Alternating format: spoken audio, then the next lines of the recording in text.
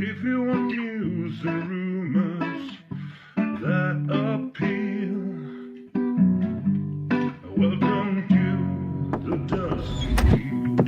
Hey, welcome back to the Dusty Wheel.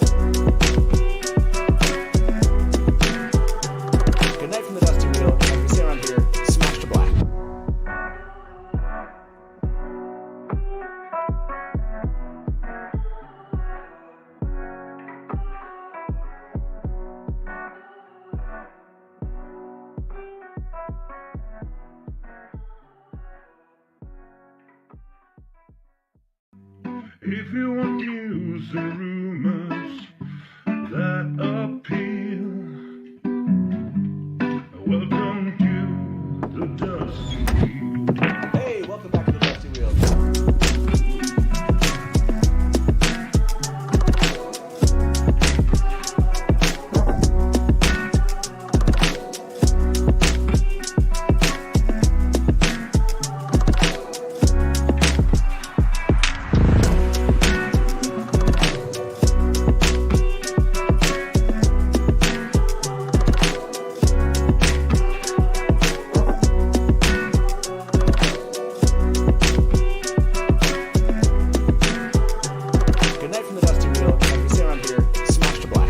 Hey, welcome back to the Dusty Wheel. I'm your host, the Innkeeper, and this is our live call and talk show all about the Wheel of Time.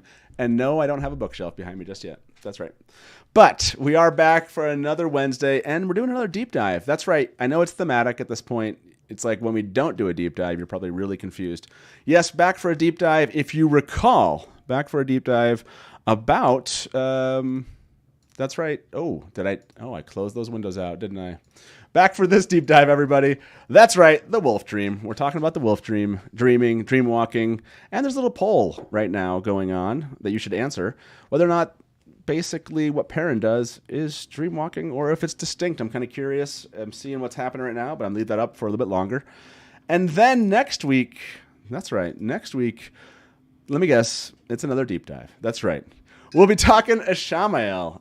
A Wheel of Time character deep dive. We haven't done one of these in a very long time. I'm trying to remember the last time we did it. I can remember, maybe my fellow Innkeeper in chat can remind me. It might have been Varen. That was an awesome, awesome episode. This one's going to be a lot of fun.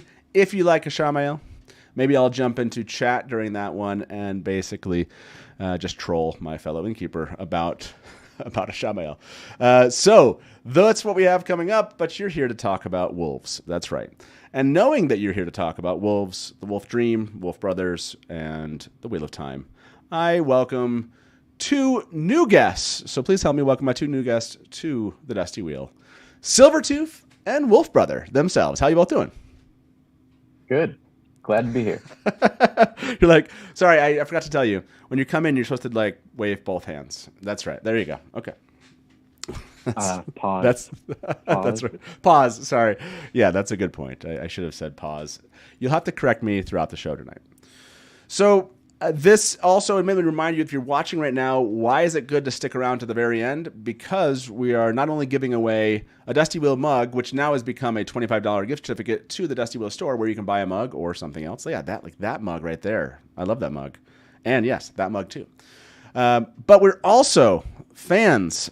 Wolfbrother's giving away a WattCon ticket to one lucky viewer tonight. So stick around. That'll happen at the end of the show, as long as my mods remind me and my guests remind me, because these are sometimes things I forget. I like that we already have a little hashtag up here, Miss Sarah James. Pause to reflect. That's right. That's a good one. Feel free to give me some good hashtags about our conversation tonight. I'll post those comments as we go. And the call lines will be open sometime later this evening. Okay. I think that's enough. I think we've given people enough time to show up. In fact, I'm pretty sure people are surprised it's 7:04, or I guess 9:04 Eastern, and we're already well into the show. That's right, everybody. We were on time today. So without further ado, let me start with you, Silvertooth. This topic, I mean, it seemed like it was obvious that you both had to be here for the show. In fact, Wolfbrother and I talked about this at the last WalkCon, that we needed to do a show like this. So why Wolfbrothers? Like, what is it about the Wheel of Time and Wolfbrothers that makes you take on like a username like Silvertooth, for example? Yeah. Wolves are my favorite animal. Always have been. And then when I first read Wheel of Time, Perrin instantly, even before finding out about the wolves, Perrin just connected with me. Really liked it. And then I really loved how it played out. Like, just the Wolf Brothers, just a little different than your standard werewolf and, you know, everything else that goes with it. So it really just connected with me, and loved Perrin. Yeah. What specifically is about of wolves themselves? Are there attributes from wolves just as animals that you appreciate, I guess? Part of it started my cousin was just really influential to me growing up. He was really into wolves, had a tattoo. So it was just kind of, as a young kid, instilled in me, and just kind of stuck with me. Nice. Okay. Well, we'll dig in as we get into the talking about the books. What is it about Robert Jordan's writings about wolves and wolf brothers that you appreciate? But to the other wolf brother here tonight, wolf brother, for you, same question. Like, what is it about this part of Robert Jordan's books? Why wolf brothers, I guess? So wolf's my favorite animal growing up. No reason why. I just liked them. Yeah. And then just in the book, I gravitated towards that difference out of the three, of the three boys. I liked Perrin a lot. I don't know, when I first read it, if he was my favorite.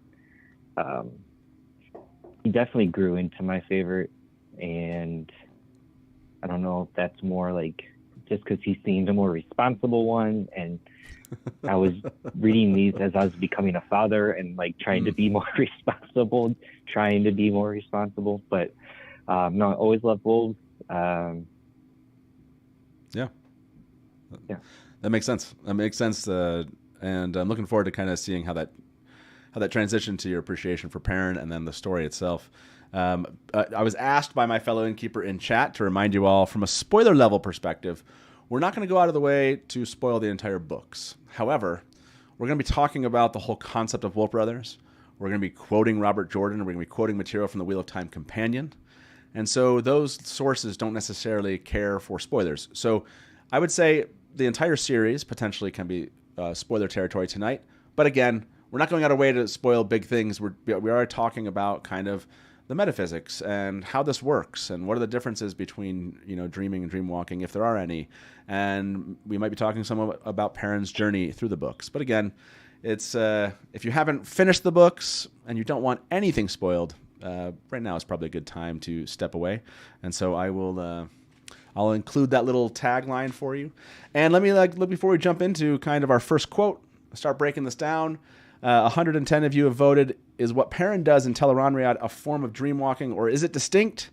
62% of you believe it's basically dreamwalking at this point. So this might be a question we bring up at the very end. Again, I want to see if you still feel that way. Maybe you feel more so that way after we start talking about this.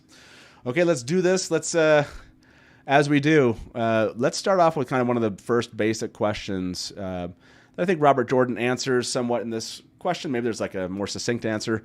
But yeah, it is. The question is, what is a wolf brother? And this one came from, I'll read this one off. This was from January 2005, Tor Questions of the Week, Part 2. This is a verbatim answer. The question is if a wolf brother is reborn in another age, will he be a wolf brother again? In other words, is being a wolf brother a trait related to the soul? Can women be wolf brothers? Robert Jordan answers a variety of questions here. Women certainly can be wolf brothers, though the term would be wolf sisters. A wolf brother or wolf sister reborn in another age would only be a wolf brother or wolf sister again, if that were possible in that age. The ability to speak with wolves doesn't exist in every age. In the current age, it is a fairly new thing, appearing not too long ago. So he answers like a lot of questions here. His call out here, the ability to speak with wolves doesn't exist in every age, but does say that if they're reborn in an age where that exists, that they would then be that. So answered like a variety of questions here at the same time. Wolfbrother, on this one, the ability to speak with wolves, that seems pretty basic for what is a Wolfbrother. What else would you add to that? Like, is that basically how you perceive this answer? What if a Wolfbrother, Wolfsister is just the inborn talent that you can speak with wolves? I think it goes deeper than speaking with wolves. I think there's a reason why there's a connection to, the dreamwalking or dreamers and I mean, you're doing more than just talking. In essence, you're becoming a wolf, and there's a balance there, right? Which, the theme, there's a balance trying to be both the man and wolf. Yeah, when we see Robert Jordan gives us like some variations on that in the books, right? We kind of see that, and I like how you're saying like it's easy just to say, well, you can speak with wolves, but Perrin, there's a lot more going on. Like he speaks with them, but he understands wolves. He understands he actually doesn't he. Silvertooth, I'm wrong here. He can he see the history that they're thinking about? In other words, they have the capability of kind of their memory of time is pretty large. So I can't remember if Perrin can actually sense those things too, or it's just the images that they see that he can see too. If I remember correctly, it was more about how they communicate. Okay. Like a lot of that was just seeing their memories and all of that. I could be wrong. I'm not positive on that, but yeah. So it's an interesting. Oh, go ahead, Wolfbrother. You can add something. No, I'm just gonna make a cocaine bear brother joke in the chat. I gotcha. So this is another piece of it. His connection to wolves, and we're going to dig into this a little bit, but we do know that wolves exist in Tel'aran'rhiod after they die in the real world or the waking world, and that they do have kind of this almost. I mean, I don't know what you call it, because the only other people that we know kind of hang out in Tel'aran'rhiod basically are the heroes, right? So the wolves and heroes have a similar, it seems like, a similar capability in Tel'aran'rhiod after, like, when they're not living in the waking world. So there does seem to be like a deep connection to the wheel that the wolves have too. And it seems like a Wolfbrother or Wolfsister, they connect to that in some form or fashion. And I think it kind of exhibits in ways that we'll talk about. So this whole idea of what a Wolfbrother and Wolfsister is, already to me, when you talk about it that way, is pretty distinct from other talents, if you will. So I like that. And the fact that it is soul related, that's something that Robert Jordan kind of substantiates in that question. This next one, and I kind of want to talk about what do you think Robert Jordan was trying to accomplish with the Wolf Brothers, or the concept in his books. Silvertooth, do you mind reading this one? It's the AOL Chat 2 from October 1994. Just talks about where the sources of Wolf Brothers and came from for Jordan. Yeah, I'll read it off this.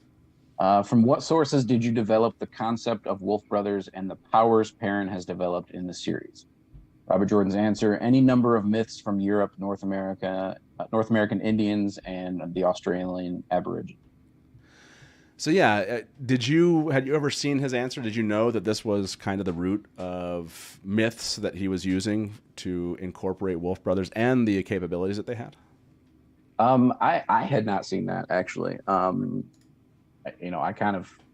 knew, obviously, just based on the way he wrote, he was going to take different myths. I hadn't seen specifically what the Wolf Brother was. I don't remember that being, was that in Origins? I don't think there was anything that was there. Yeah, I think Michael wrote the same thing, mentioned Europe, North American Indians. Okay. I think so. I want to say I just read that. I think that he does include that. I should remember. Yeah, how dare you not? Right. So any number of myths, and Robert Jordan does this a lot. This makes me want to go like, which ones was he really trying to connect with, and what was he trying to do with those myths? Like Michael Livingston talks about in Origins of the Wheel of Time. Like how is he trying to twist it? Silvertooth, do you see any kind of ways where Robert Jordan was taking myths of wolves or werewolves, if you will, in a fantasy way and trying to incorporate them or twist them or mix them with other myths? Yeah, I mean, you can definitely see, werewolf myths within the Wolfbrother without actually turning into a wolf. However, as Wolfbrother alluded to earlier, you get aspects of trying to fight between remaining human and that wolf side of you. But I think, yeah, there's definitely got to, definitely a bunch of similarities, even including one of the things we didn't touch on the last segment was about the certain things of Wolfbrothers, not only talking with wolves, but also the abilities Perrin ends up with, including the enhanced smell and hearing and seeing sight, including the ability to sense emotions. Which is, when you think about it, you could look at that as like very much an external trait, but all the people are connected to the wheel in some way, and it kind of makes. Do you believe that that's just external stuff, or do you think that he's getting some sensory information from the thread itself in the pattern?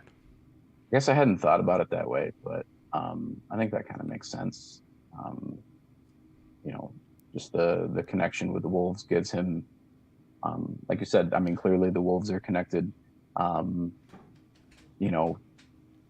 Tel'aran'rhiod, and the wheel. So I think that makes sense. Yeah, Wolfbrother, go for it.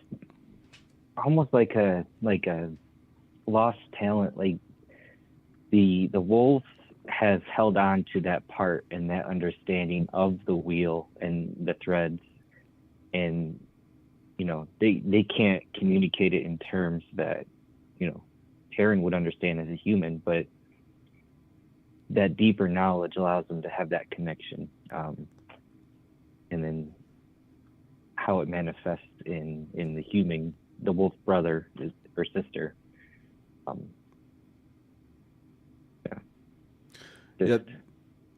Sorry, go ahead. Yeah. Finish.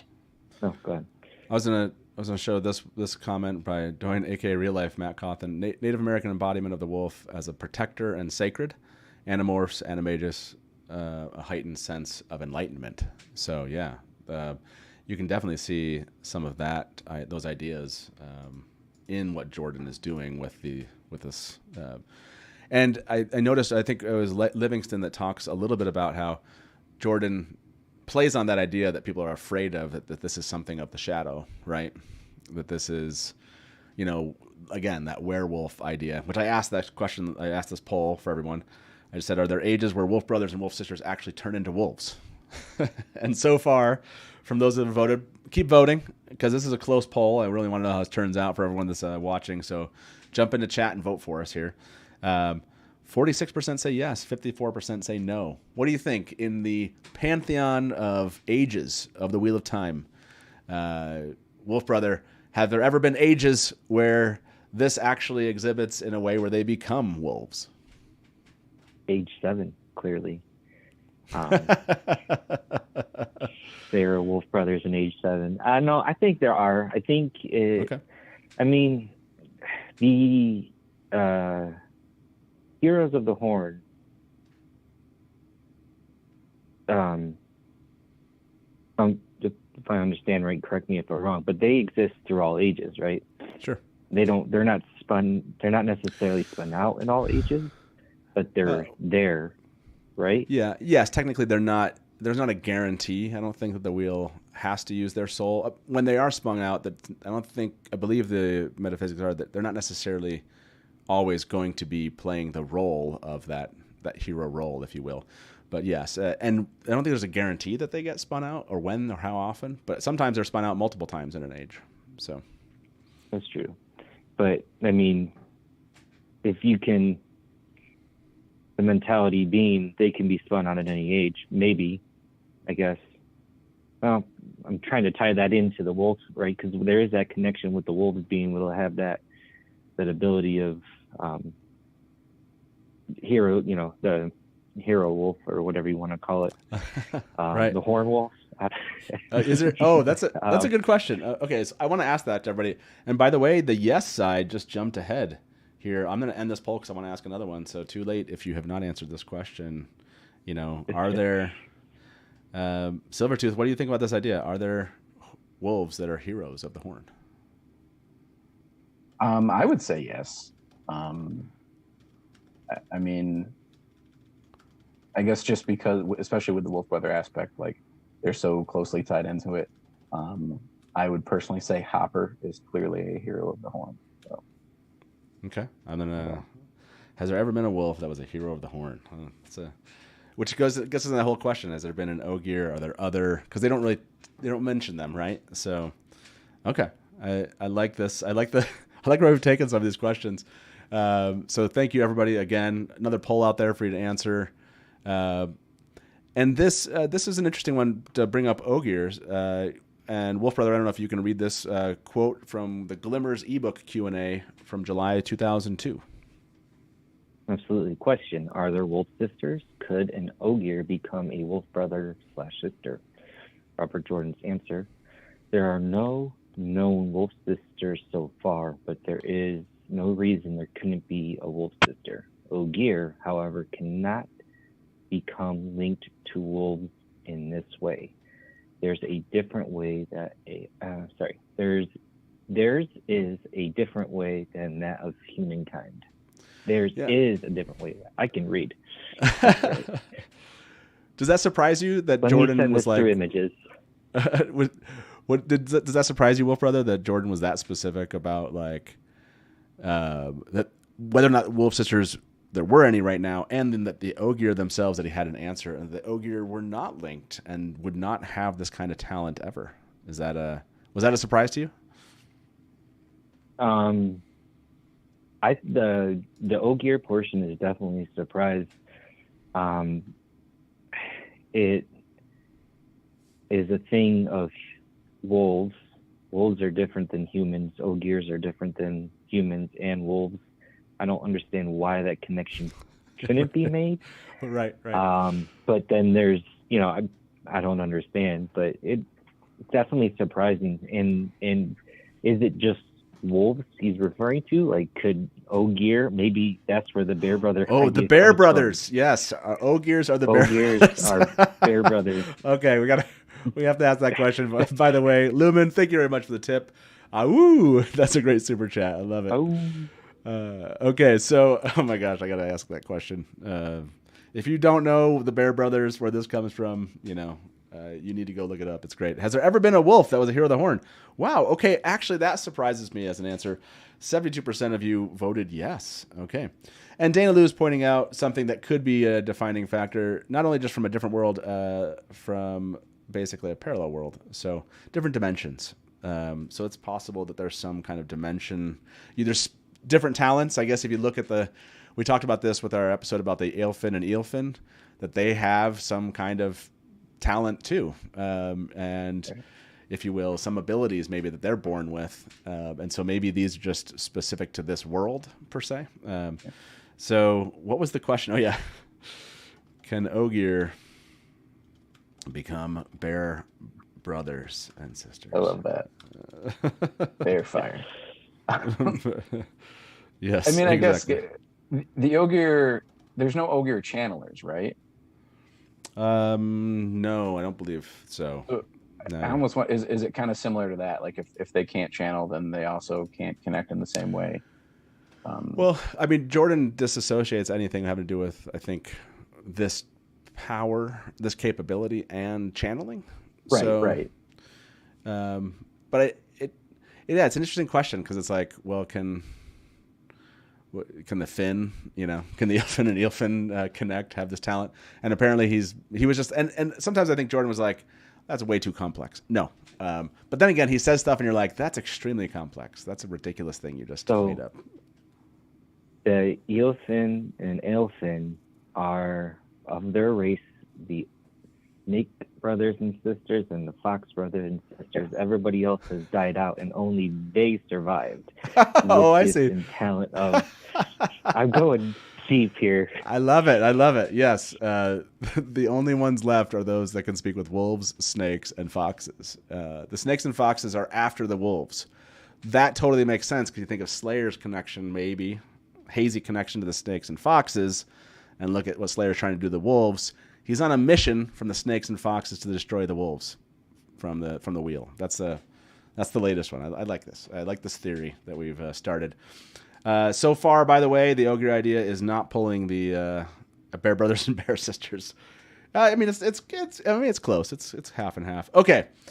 I love this idea that we've covered kind of like what is. I know there's more to cover in chat. Obviously, leave comments after this video if you see this and be like, hey, you didn't talk about this aspect. I think Silvertooth did bring up the whole like, super sight, super ability to kind of detect emotion. So that's already kind of something really distinct aspects to Wolfbrothers. But then there's this aspect that's kind of much more familiar to what we experience in the books, which is the wolf dream. So why don't we jump into that? I'll read this quote off. This one's a pretty simple one. This one comes from the Wheel of Time Companion, everybody. Page 805. That's right. I fixed the title at the bottom, which previous quote I did on Wheel of Time Companions, which that was weird. So the Wheel of Time Companion, hopefully you've read it. Actually, I've never read the whole thing. So if you have, that's very impressive. Wolf Dream, the term used by wolves and wolf brothers for Tel'aran'rhiod. The entrance into and experience of this dream world was different for wolf brothers than for dream walkers. Okay, so I think this quote is a really good one. The entrance into an experience of this dream world was different for wolf brothers than for dream walkers. Silvertooth, does that surprise you that it's that specific? That not only just the entrance into, but the experience of the dream world is actually different for wolf brothers than for dream walkers? A little. I mean, just because it's the same. It's Tel'aran'rhiod, right? Like, yes, we call it wolf dream, but it's the same thing. So it's a little surprising that it essentially documents that they're different in that way. I guess I see it because I mean you can see the differences in, say, Perrin or Egwene's point of views.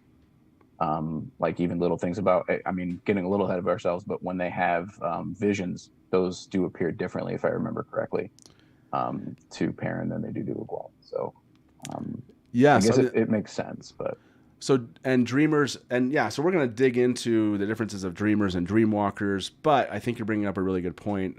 Before we jump into the quote for that, Wolfbrother, for you, did you consider them basically the same, or did you always believe that they were really different things, even though they're used in the same world? I consider them different things. It's definitely distinct difference, but it is in a shared space. So it is in a shared space, and Chris, maybe, and this is totally a miss on my part. I had forgotten if this is true. The final battlefield of the final battle had Heroes of the Horned Wolves. I've forgotten that. So if you have a quote, Chris, I'd love to post it. It's not something I remembered from the final battle. So awesome find and awesome addition to the conversation. So see, that's why I love everyone showing up in chat, because hopefully you all add to and correct me where I've missed something or my guests have missed something. So yeah, Chris, if you can find that quote or even tell us where you think it is, we can probably, there's some good sleuths around here that have access to that can look that stuff up. But yeah, I like what you're saying, kind of a shared space, but different. And let's talk about one of those differences here. This one's from, this is also from the Wheel of Time Companion, Silvertooth. This is in addition to what was read, the portion I just read about the wolf dream. This is a continuation of that. So go ahead and read this one. This just starts off with Perrin. It's also on page 805. Perrin would often find himself in a wolf dream after going to sleep. In the dream, he would sometimes see windows that open up into different places and situations. At first, he just experienced the dream, but as he gained experience, he had greater control over where and how he went.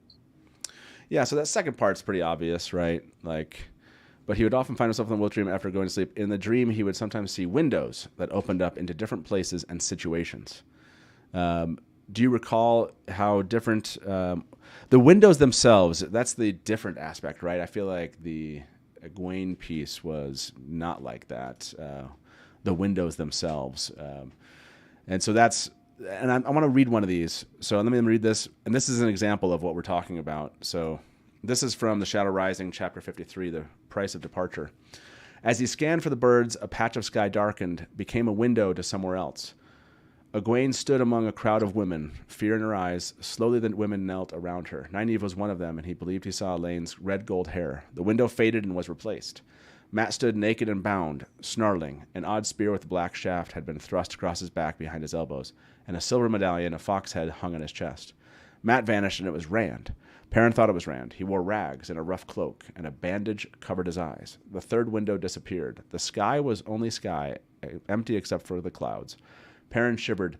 These wolf dream visions never seemed to have any real connection to anything he knew. Maybe here, where things could change so easily, worry over his friends became something he could see. What are your thoughts about this?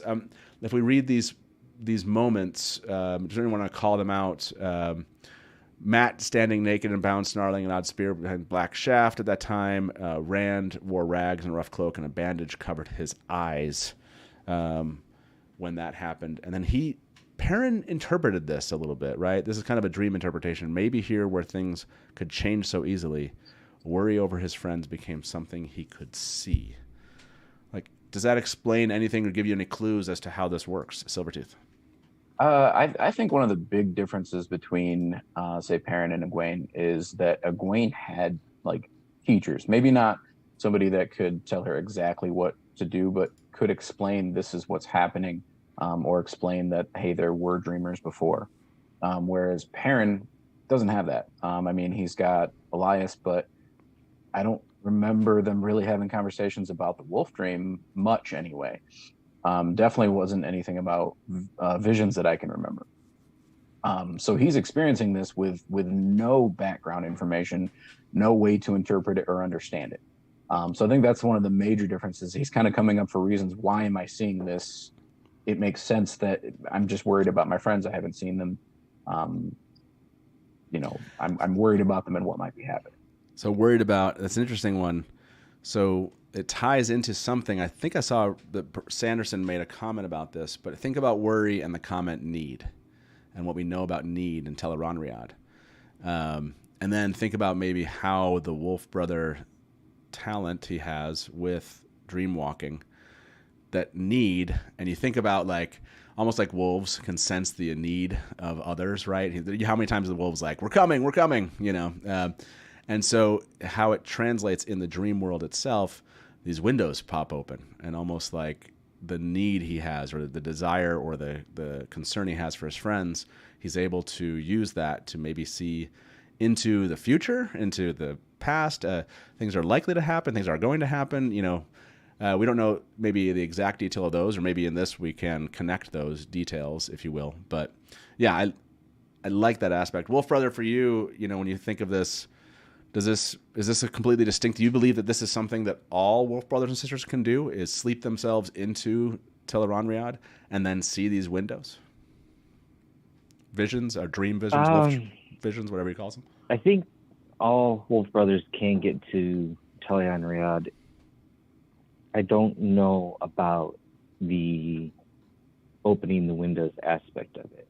I'm trying to think if ever he saw windows open, if Hopper was there next to him, and if Hopper could see what he was seeing, or if it was just him. I thought Hopper said he couldn't see it. Yeah, you're right. That's what my indication is. So he's doing this, and so to pair with what Silvertooth was saying, you know, like he doesn't have a teacher, and his teacher that he does have can't see what he's looking at. And then the other aspect is, and there's a quote, and I don't know if it's coming up or not, because okay, bring it up. But it was one of your quotes that you had.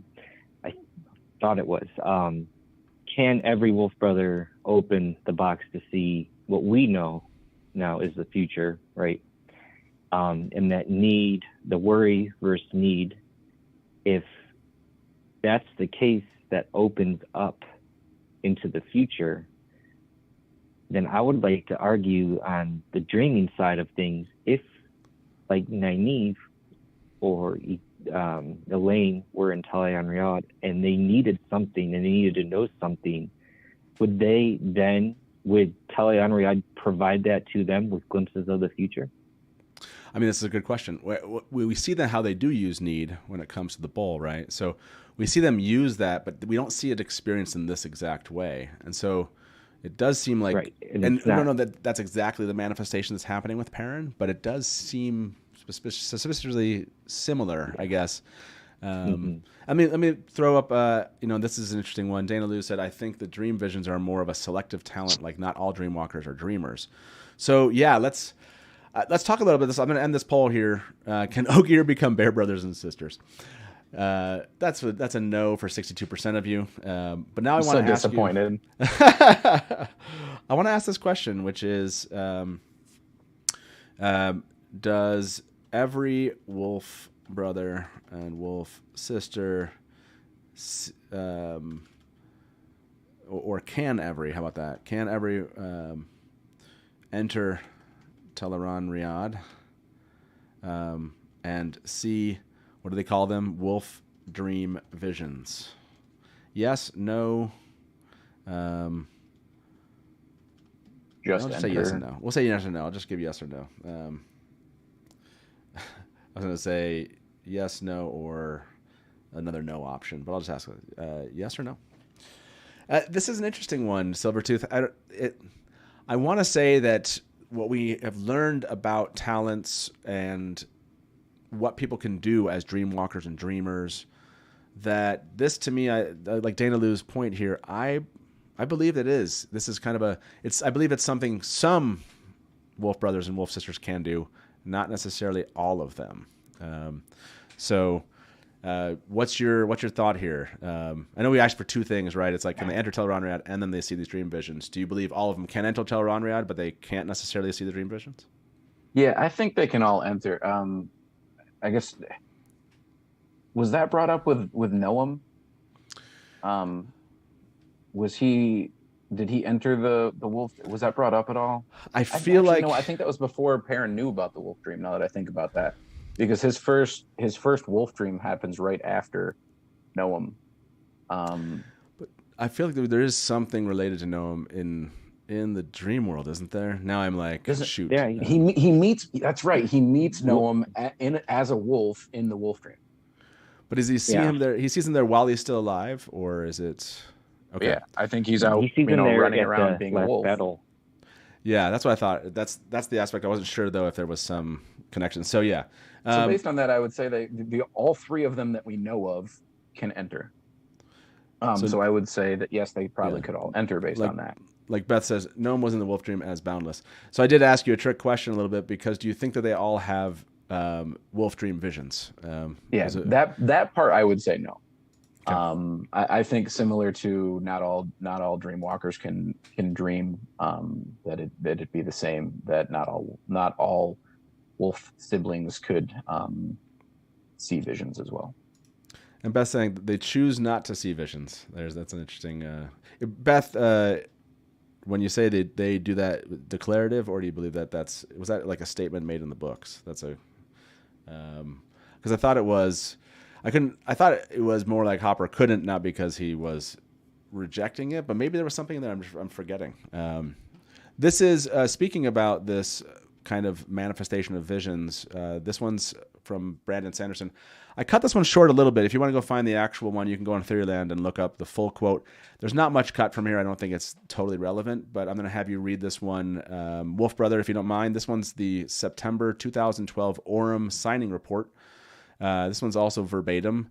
And this one just talks. This one's Loyal Son is the person asking Brandon Sanderson a question, or a couple questions. Loyal Son. One of Perrin's manifestations, visions in the wolf dream. Brandon Sanderson. Partially, Perrin's manifestation is also ... He draws to him things that he needs. What he needs comes to Perrin. That's actually his primary manifestation of being Ta'veren. Loyal Son. So what's the difference between what Perrin does and what Egwene does? Sanderson. Oh boy, can I get into this? They are similar, but not the same. What Egwene does is partially a talent of the power, and it's related to the power, and Perrin is not. And the part that's missing from this one is Loyalson says, so is it him being a wolf brother? And Brandon says, yes. I think Brandon says yes, or somewhat. I can't remember the exact piece of that, but basically, when I see the capital T talent, if you go look in the Wheel of Time Companion, talent is related to the power. lowercase t of talent or ability or trait, I guess which we call this Wolfbrother aspect, is not. So, and Brandon was the one that tied this to need, which I thought was a really interesting one. Although he ties it to need, and then he ties it to being ta'veren, which is frustrating, because then he's like, it is related to being Wolfbrother, being a Wolfbrother, and it's also related to maybe being ta'veren. Which part is it? Seeing his friends as the ta'veren part is the need aspect, the Wolfbrother. This is the confusing part, where you kind of have to parse some of these answers, because we're not getting any like necessarily straightforward answer from Brandon there. I do like Riswank's comment here. Maybe it's like channeling, since you're tied to their soul. They all have the spark for it, but not necessarily the ability. As in, you have learners and sparkers, if you will, as we kind of refer to channelers. You have those that can learn to maybe see visions, and those that are naturally going to see visions anyways. It's not something that they have to kind of be trained to do. I think that's a reasonable way to, again, a lot of the stuff with dealing with dreaming and dream walking, more specifically dream walking, seem to be things that can be taught if they're not kind of naturally capable of it. Let's see where this poll was at. Almost 100 of you have voted on this. Can every Wolfbrother and Wolfsister enter Tel'aran'rhiod and see wolf dream visions? 60% of you said yes. I like it. Let's see. This is, good point, Innkeeper, on us. Wait, Dreamer is related to the power. Is that really true, Dusty Wheel? I think there are dreamers that do not channel. So, and I think this comes down to what I was saying was the word, when it's used as talent, one of the talent is being a dreamer. That doesn't mean that there are dreamers that talents are tied to the one power and one of them is dreamer. That doesn't mean there are not talents that you can't dream that is not tied to the one power, if that makes sense. This is an interesting one that actually Innkeeper on us and I found, or just noticed the other day when we were kind of studying some of these things, just like ta'veren, for example. Like, I had not noticed this in the Wheel of Time Companion. Apparently, you can be born with the capability of a localized version of ta'veren, like within a couple feet of you. You can be a ta'veren without being a ta'veren, if that makes sense. You have some, like, you're not ta'veren, although you have like the ability of a ta'veren, which is, I would kind of pair these two ideas together, which is there is the talent that is, and dreaming is one of them, and it's associated with one power, but there is also the ability to dream that is not connected with it. So that's how I would define those two, and why there's kind of a mixed. I think the ta'veren thing is interesting, though, in Brandon's quote, just because I was going to bring that up earlier with Perrin. Is that the reason Perrin can see the visions is because he's ta'veren? Like, does that have any reasoning of it? So yeah, and I'll ask everyone that. I think that's a good poll question. Can Perrin? Yeah, can Perrin see I take it a step back. Yeah, go for it. Is Perrin a wolf brother because he's ta'veren, and ta'veren the pattern needed a wolf brother at that point in time? Is Perrin, just like a step back from? Is Perrin the only reason why Perrin became a wolf brother is because he's ta'veren, and the ta'veren, the pattern required a wolf. Isn't there a prophecy about the Wolfbrother King or the Wolf King? Mm-hmm. It's like in the prophecy of the dragon, yeah. Yeah, and I tie anything in the prophecy to ta'veren, which is probably not. I would say no. True. Well, but what's interesting is yes and no. What I mean by that is it's still a soul that had the trait that to become a wolf brother. And he was born into an age where the wheel made it so souls that have the trait can speak to wolves. And the fact that he's ta'veren also, sure, the wheel gets to determine that he is ta'veren in a moment and not ta'veren in another moment. So the wheel certainly used that wolf brother soul for its own benefit, if that makes sense. So it's kind of a chicken and egg thing a little bit, but I don't think they're directly one to the other. If I flip the question, would Perrin still be a wolf brother if he wasn't ta'veren? Yes. Yep, and he still is, and that's something that Brandon Sanderson did. People asked, I think people did ask that question, like, would he still have this ability later on? And it's like, yes, he still does after the fourth age, or into the fourth age. So even if he stops being Ta'veren. So sorry, go ahead. About to get into you have to get into a pet peeve about something from one of those. I won't get into it. We're good. Might be too spoilery. Okay, I'm going to ask this one. Can Perrin see the wolf dream visions because he is Ta'veren? Yes, no, it's part of being a Wolfbrother. So, interesting. Yeah, there's a lot of chatter I'm not able to keep up with in chat right now. We'll open the call lines in about 15 minutes, and then we'll let you guys call in and ask some questions. Let me see if there's any of you that know. Yes, of course. One of you already knows the numbers, and you're waiting for us. So you've been waiting for 4 minutes. It'll be a little bit longer, everybody. A little bit longer. I'm trying to catch the questions as they come in. Oh, great question. It's like Oliver's ears knew where we were going with our conversation. So before we do that, you're one quote ahead of us or behind us, or however you want to interpret that. So what is the difference between dreamers and dreamwalking? Well, we will get to that. Silvertooth, do you mind reading this one quote? It's by a guy named Matt Hatch at the Towers of Midnight signing report in November 2010. So if you can read that one, that'd be great. So Matt Hatch, can someone without the talent for dreamwalking or dreaming, but with access to Tel'aran'rhiod through a ter'angreal, be taught to find dreams? Brandon Sanderson, as far as I know, no. That's an 80%. The question they should be asking is, could Perrin? Matt Hatch, can he? Brandon Sanderson, I don't think so. I'm not sure, but that's what I would be asking. And that's paraphrased. This whole thing was paraphrased. I can't remember why this is paraphrased, so I feel bad that it's paraphrased because I wish I had it verbatim here. There were a couple more questions as you can see, I cut out a little bit, but it was basically me saying, well, because he said, the wolves can't see what Perrin's seeing. And I can't remember what the point was there. And he's like, well, I said, well, he's like, I'm not sure, but that's what I would be asking. So I would say this is not a definitive answer to no.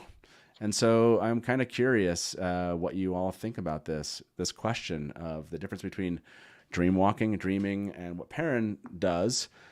Could Perrin find the dreams of all the dreams in what we affectionately call, at least a couple of us, the gap of infinity, where Egwene finds the dreams of all the people of all the worlds? Do you think, Wolfbrother, that Perrin has the ability to be taught to basically find other dreams? I don't think so.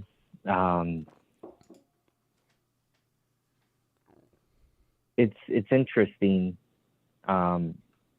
because it's a question that I got because the question that I had was that this question kind of stemmed from was when he goes and enters in the flesh on his own for the first time, he lays down to sleep, but then two doors open and he walks through one and he's there in the flesh.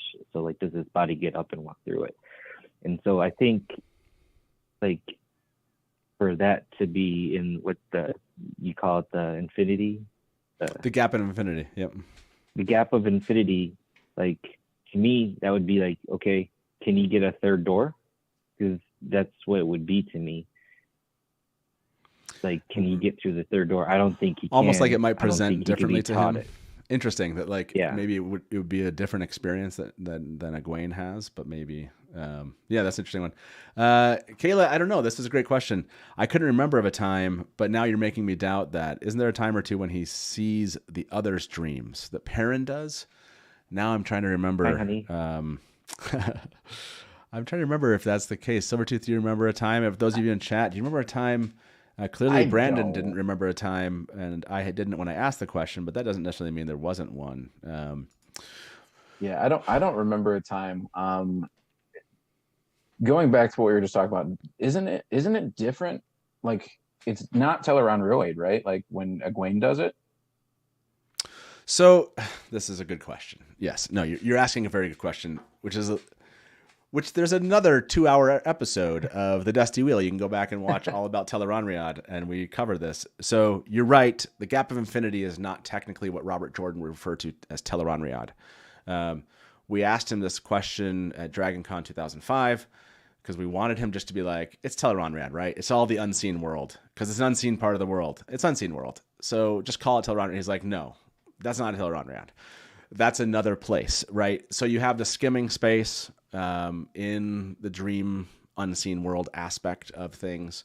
You have, or the spying space, if you will.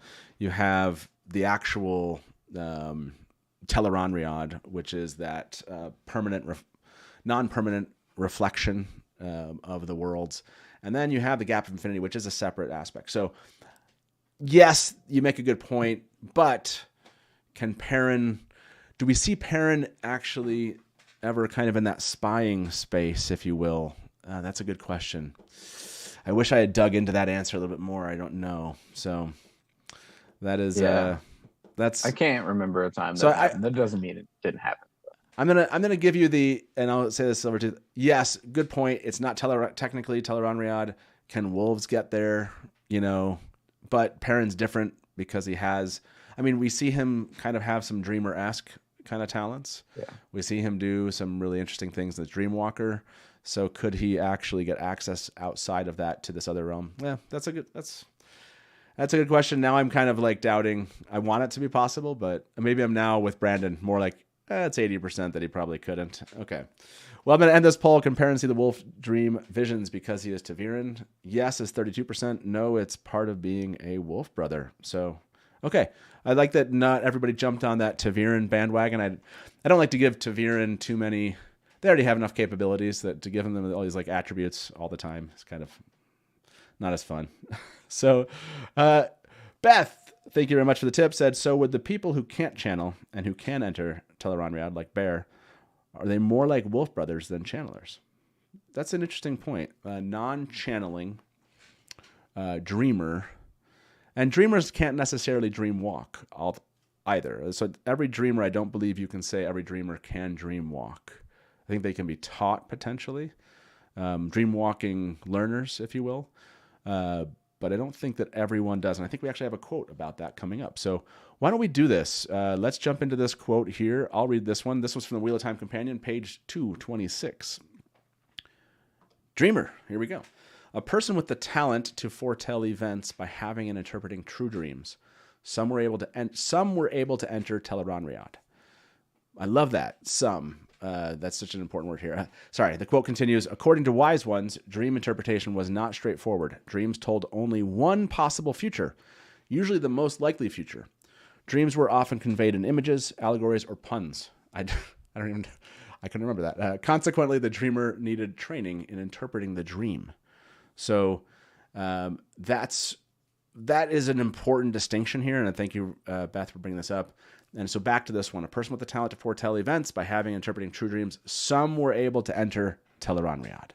And I like this other point because it brings back something that I still am frustrated by with these books. They said the dreamers, when they have dreams, told only one possible future. Okay, let's keep that in mind, everybody. One possible future. And usually the most likely future, but not necessarily the thing that was going to happen, but the most likely one. So 80%. Yeah, 80%, exactly. So that's a good one. Hopefully that was a good answer, Beth. That we thankfully had one just from the companion there. The reason why I bring up the some were able to enter, the part where it's only told one possible future. If you remember, the wise ones were talking with Moraine and with the rest when they came to meet them near Rhuidean. And they talked about seeing variations. Like, if this person did this, this wouldn't happen. If this person said this, this wouldn't happen. But if this person showed up, then this thing would happen. But if this didn't, they talked about seeing multiple variations. Now, you can say, like, that 4 of them dreamed the same thing, or they had multiple dreams about the same thing every night, I guess.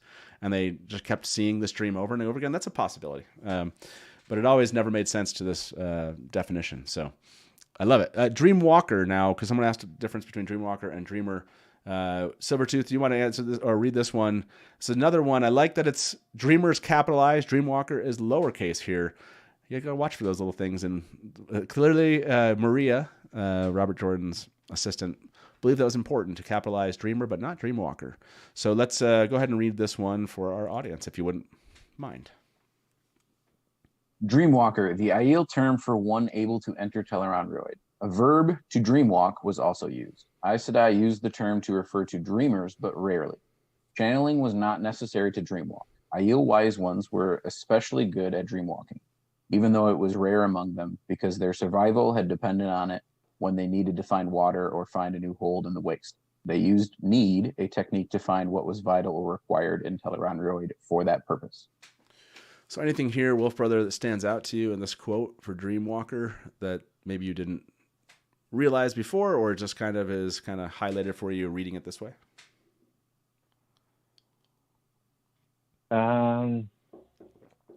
Just the use of need. Yeah, it brings back this idea, and that you don't have to be, right? So you don't have to be a dreamer, and you basically can be either thing, right? The channeling, you don't have to be a channeler to be a dreamer. You don't have to be a channeler to enter Tel'aran'rhiod as a dreamwalker, but you certainly can have the talent for being a dreamer, which doesn't necessarily mean you get the dreamwalk, but you can. So it's like weird to me that like there's all the distinctions of like you can channel and you don't have to channel though, and you can do either, but you could do both, whether or not you channel or you don't channel. And this comes back to, I guess, a good question, which is maybe I'll ask this poll and then I'll ask you both this question, which is a non-channeling dreamwalker the same as a wolf brother or wolf sister? What do you think about that, Silvertooth? If you take away the channeling aspect, it's just someone that has the ability to enter Tel'aran'rhiod. You know, they fall asleep, they have a natural ability, and they enter Tel'aran'rhiod. Same thing as entering the wolf dream as a wolf brother, wolf sister? Similar, I would probably say. I mean, it's much more similar than a dreamer would be in that aspect. In the same way that you could say Perrin's abilities are more similar to a dreamer. But I would say they're similar, but different. As was brought up earlier, they enter differently, they experience it slightly differently. And maybe they sense things differently. They use need. Need is maybe different. Right. How they can engage with the, I guess dream walking itself. Like, is it different? Like, so Perrin has a guide. So does every wolf brother, wolf sister that joins, like, is there like a guide that just kind of hangs out there and it's like, we're not going to let you, unlike these humans that are channelers or just have this ability that are not wolf brothers, wolf sisters, they can just show up and just die because they ended up in a dream world. They didn't realize it. But not us. We're always showing up. Or was Perrin special in this way? Does every wolf brother, wolf sister, wolf brother, wolf brother, does every wolf sister and wolf brother have a guide when they enter Tel'aran'rhiod?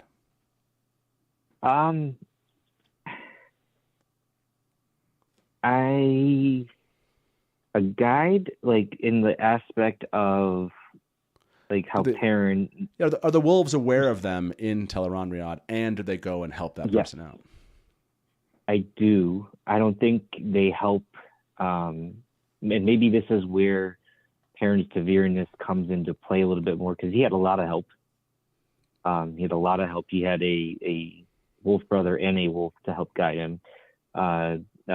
Gnome did not, but he still became a part of the pack, right? He eventually was taken care of and found a pack to run with.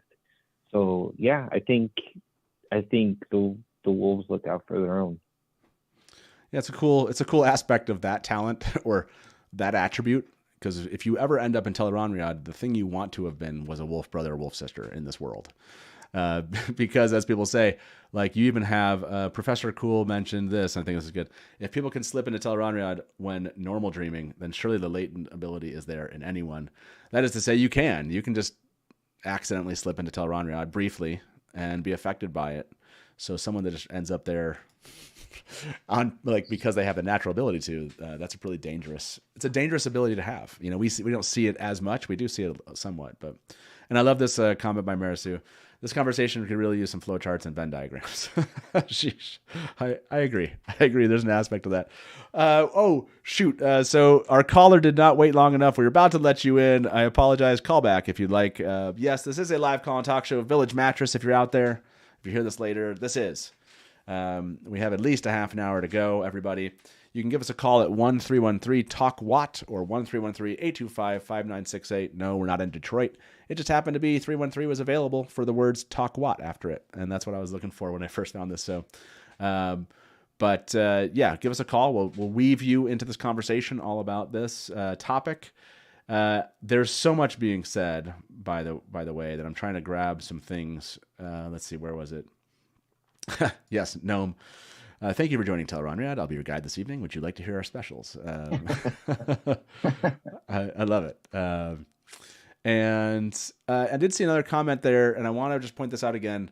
All dreamers are not dreamwalkers. Just remember what we learned from the Wheel of Time Companion. Some were able to enter Tel'aran'rhiod. Dreamers are not necessarily any more able to enter Tel'aran'rhiod than dreamwalkers are able to do anything else there.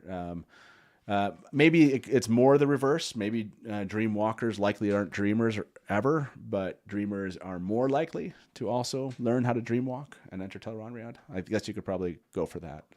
But some, I like that it includes some, really limits it a bit.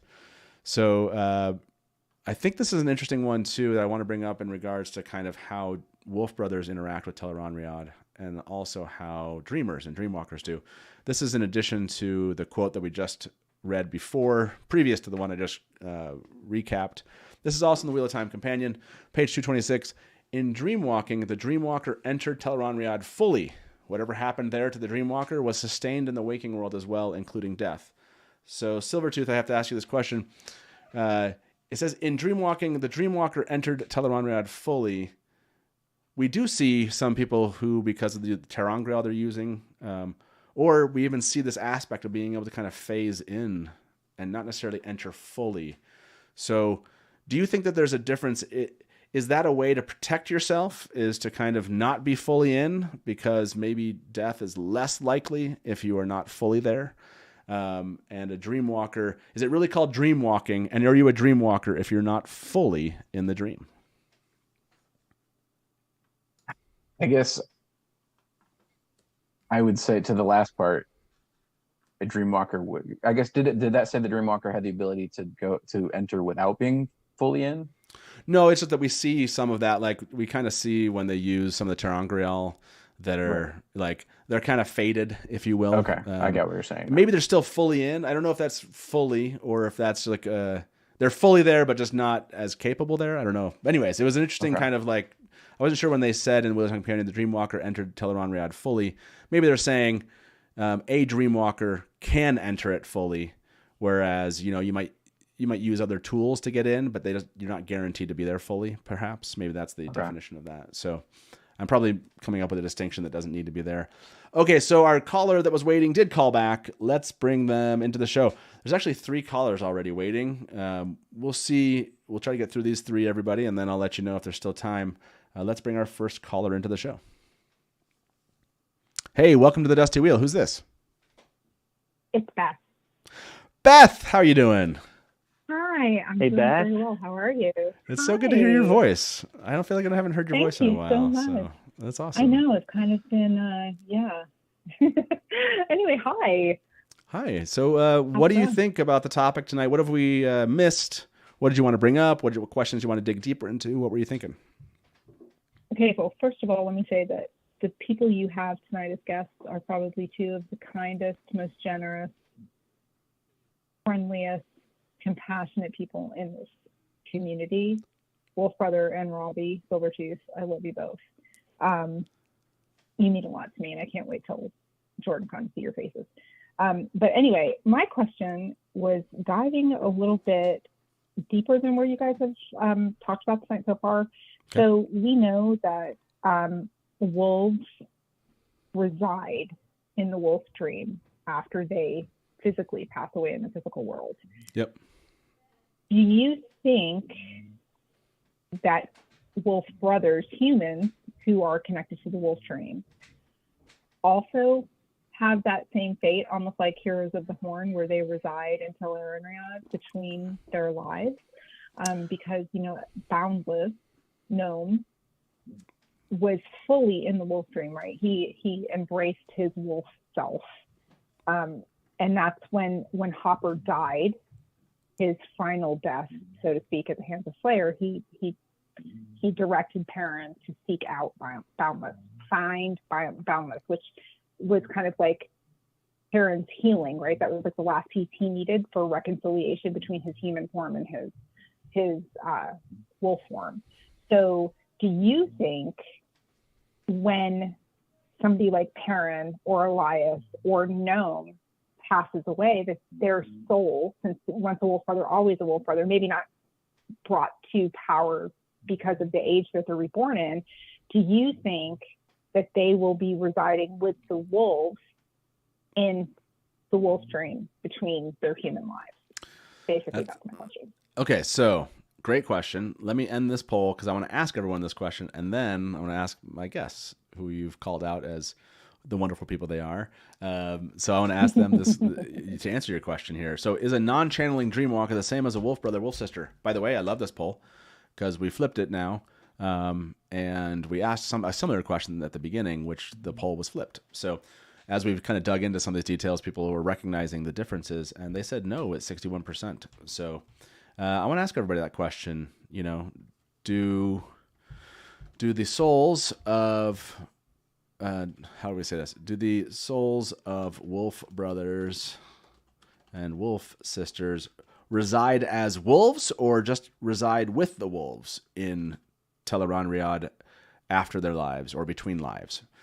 Is that the question? Yeah, like either one, I guess. Maybe I guess like either one, because I guess living in the wolf dream is when Perrin was embracing his wolf self, correct? So I would assume that they would be siblings to the wolves, maybe not as wolves, but he could shift into young wolf, like he could shift into his wolf form. So maybe it would be as a wolf. Would they live with their wolf siblings? And I'll say the wolf dream. They will say return to the soul pool. That's a canon term, everybody. Soul pool. That's where they go. There's a big pool with souls that go there. Okay. So the options are going to be: do the souls of wolf brothers and wolf sisters reside as or with the wolves in Tel'aran'rhiod between lives? We're going to say as and with. I guess as. We're going to say with because I guess with or as. I'll assume the other. So as wolves, with the wolves, or they return to the soul pool. Sad return. Let me find out here. We'll say no. There we go, everybody. These polls. That's what. Hopefully that turned out well. So that's the question for you both. Who wants to go first? Wolf brother, you want to take us first here? So, do you think that the soul of a wolf brother, wolf sister, when after where do they reside between lives? Do they return to the soul pool? Do they return and they're just with the wolves in Tel'aran'rhiod, or are they wolves basically? Wolves running around with the wolves, if you will. Keep going back and forth in my head like this because you have the once a wolf brother, always a wolf brother type of mentality. So yes, in that aspect you would. But then that would always make you more wolf than human. Because it seems to be that every wolf, I think this assumption means every wolf does what Hopper does, right? First time, not second time. That's a good one. Very deep. Great question. And you are a lovely person. I try to stump. Thank you, my friend. I love you. And your wife. So, thank you. I love you too. I'll take the road and say yes, because they would be a wolf brother. The wolf brother is attached to the soul, and the soul is always going to be the same. That's how it works, right? Yeah. So yeah, I'll take a yes on this question. Okay, I like it. 80%. How about you? How about you, Silvertooth? So I want to, before answering, do we know was Gnome, so Boundless, was that Gnome asleep in Tel'aran'rhiod, or was that Gnome died and became Boundless in the Wolf Dream? Right. That's a great question. I'm trying to answer that question by looking up. I was like, Yeah. I need to answer that. I was trying to look it up in the books right now. That's a fan-freaking-tastic question right there. Wow. I had not thought about that, honestly. Like, did Gnome pass away sometime between when he was released from the cage? That is, oh my goodness. I didn't even think about that question. I mean, that's amazing. That's a sad question. It's a sad Right, question, but yes, it's a yeah. great question. Yeah. So I would say I'd lean towards Wolfbrother as well. That yes, they would reside with the wolves at minimum, if not as the wolves. But then you throw in too. I would consider Perrin to be a hero of the Horn. So how does that work? If we say they enter, they return with the wolves. Is he a hero of the Horn in Tel'aran'rhiod later on, or is he a wolf? You know, which one? Well, Which one would I'm win reading out? Okay. I'm reading the epilogue for Towers Why- of Midnight, and so this is the quote. It says, "Perrin froze, becoming human again. He stood upon the surging waves, rising slowly into the air. What? That sending had been of a younger Perrin, and Moraine had been with him. How could Boundless have?" And suddenly Perrin knew Boundless was always found in Gildan, in the wolf dream. Gnome, he sent to the wolf, now distant. There was a start of surprise, and then the mind vanished. Perrin moved to where Boundless had been, and there smelled of a small village, a barn, a cage. Perrin appeared there. Boundless lay on the ground between two houses, looking up at Perrin. Boundless was indistinguishable from the other wolves, for all that Perrin had now suspected the truth. This was not a wolf, he was a man. So I don't know. It seems I have to go back and read that whole part, but I think he's suggesting that he's still alive, because right? the companion says that he chose that Boundless chooses to live in the wolf dream instead of the human world. So, and you know that wolves can enter the wolf dream when they're alive. They Right. just reside there permanently after they pass in the mortal world. So I would think he's probably still alive. So he's projecting into the wolf dream. But I have to say that you reading that almost made me cry because It's I feel for Boundless so Towers much. of Midnight was such a good heartbreaking story. I forgot this Such a part good of Towers of book. Midnight.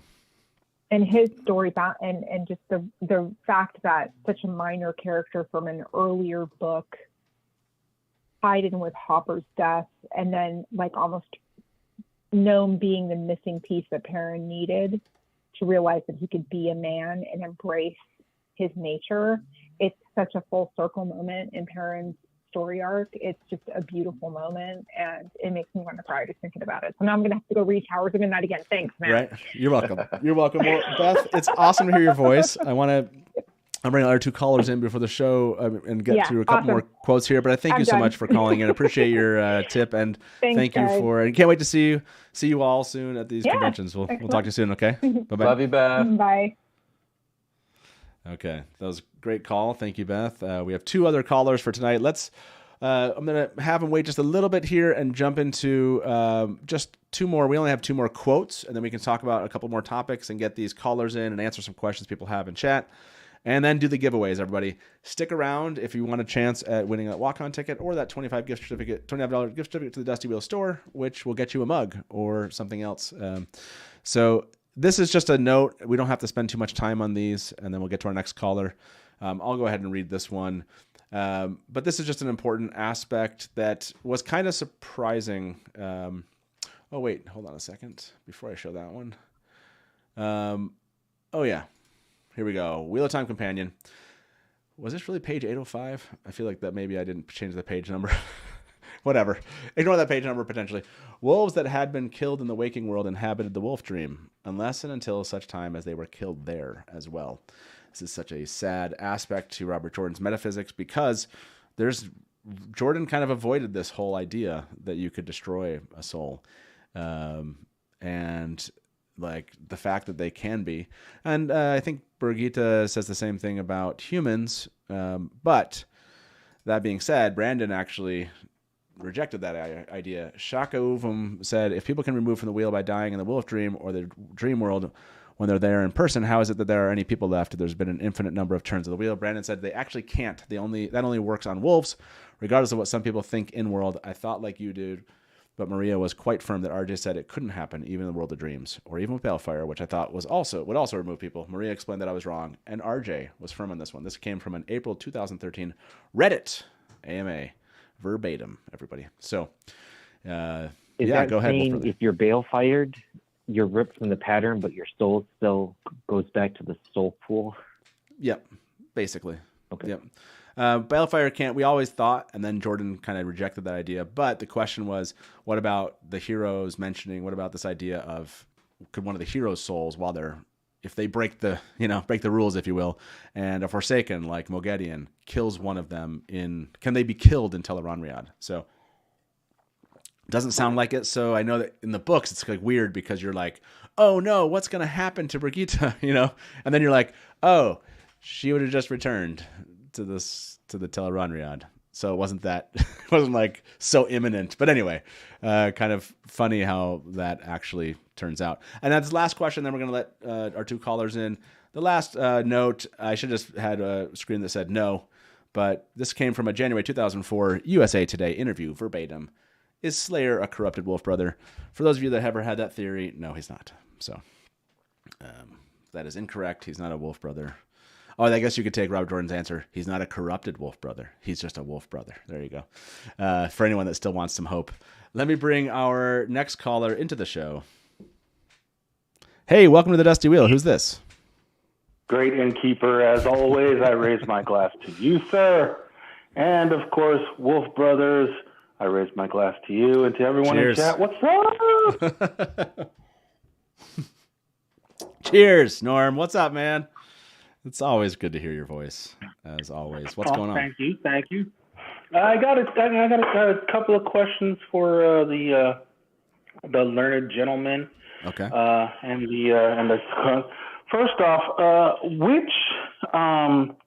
which version would be more powerful, Perrin in the Wolf Dream, or Egwene as a Dreamwalker? I mean, because Perrin kind of went Super Saiyan in that last battle there when he was going after Slayer and also fighting with the sisters and stuff when he basically, made bubbles out of balefire. So I was just wondering about that. And then my second question was, can Egwene actually go physically into the Wolf Dream? Because I don't remember the sisters, the wise ones actually saying, no, don't do this. So, I just refresh my memory. So, well, to the answer to the second one is just, she can gateway in for sure. So she can enter there. Are you saying, can she enter in the flesh outside of using a gate channeling into Tel'aran'rhiod? Is that what you're saying? Yeah. Similar to how Perrin can do it. I remember, don't the wise ones teach her how to kind of like get in, but I don't think they show her. It's not like through the flesh, but they seem to suggest that it's evil. So I do wonder if they think that it is possible for her to learn such a thing. They just wouldn't teach her. That's an interesting question. What do you think, Silvertooth? Do you think that Egwene has a latent ability to enter the flesh through as a talent itself versus using the one power? I'm racking my brain. When she leaves the wise ones to go to Salidar, doesn't she enter? Yeah, I think doesn't she gate in? I thought she gates in. But I thought that was a gateway in. I couldn't remember. Okay. I'm pretty sure she did, but yeah. I guess you would think so. I mean, unless that's specifically just a Wolfbrother aspect, but you would think somebody that has the same ability to enter could therefore enter the same way Perrin does. Yeah, it's interesting. It's not explored. Wolfbrother, what do you think? Maybe I misinterpreted that conversation wrong, but I'm pretty sure Lanfear can do it without channeling. Unless it was just she knows that it can be done without channeling. Maybe that's how that conversation went. But she seemed to imply that it could be she could do it too. She said, I could teach you, but I want you to learn by yourself, right? I think that's what That's maybe I'm interesting. putting words Yeah, in your mouth. I need to go back and see if we do see Lanfear do it. That we would know for sure. That's the difficult thing. Like you'd have to almost be in the point of view of the person, or have someone in Tel'aran'rhiod be like, that person's here in the flesh, because otherwise you're not really gonna. It seems more dangerous to enter as a gateway as a flesh versus doing, like, if you can phase in, then it seems like you have a much stronger capability in Tel'aran'rhiod than if you just gate in. I don't think it's the same thing. So, but I could have sworn that she creates a gateway. I'm seeing chat is kind of going back and forth on this one. To your second question, Norm, I'm having deja vu, man, because I swear you have called about this question before. But maybe not. Maybe I'm like totally missing it. So let me ask you, Silvertooth.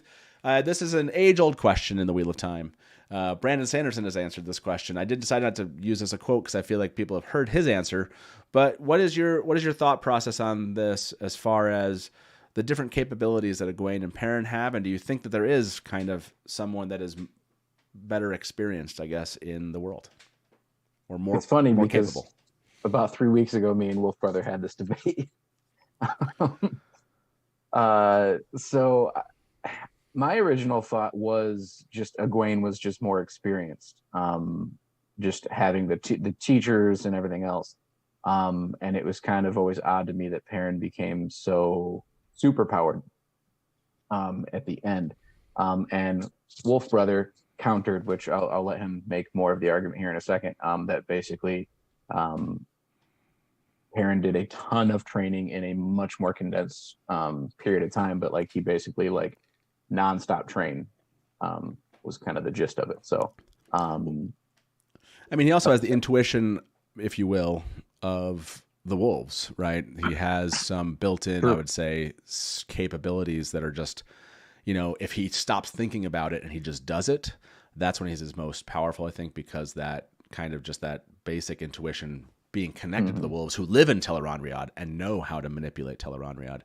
So I feel like he has an advantage there somewhat, which is he still has to learn it. It's kind of like, but he has kind of a built-in. So I think he has an advantage if he doesn't think about it in certain aspects. So yeah, anyways, that's how I would kind of compliment what you just said. Wolfbrother, do you have a different opinion? Are you kind of on the same page? Where you at with this one? No, but I'm not biased at all. I think at the end of the books, in that time frame, I definitely think Perrin is the stronger out of the two. Like he and Hopper went in and they trained in nightmares nonstop.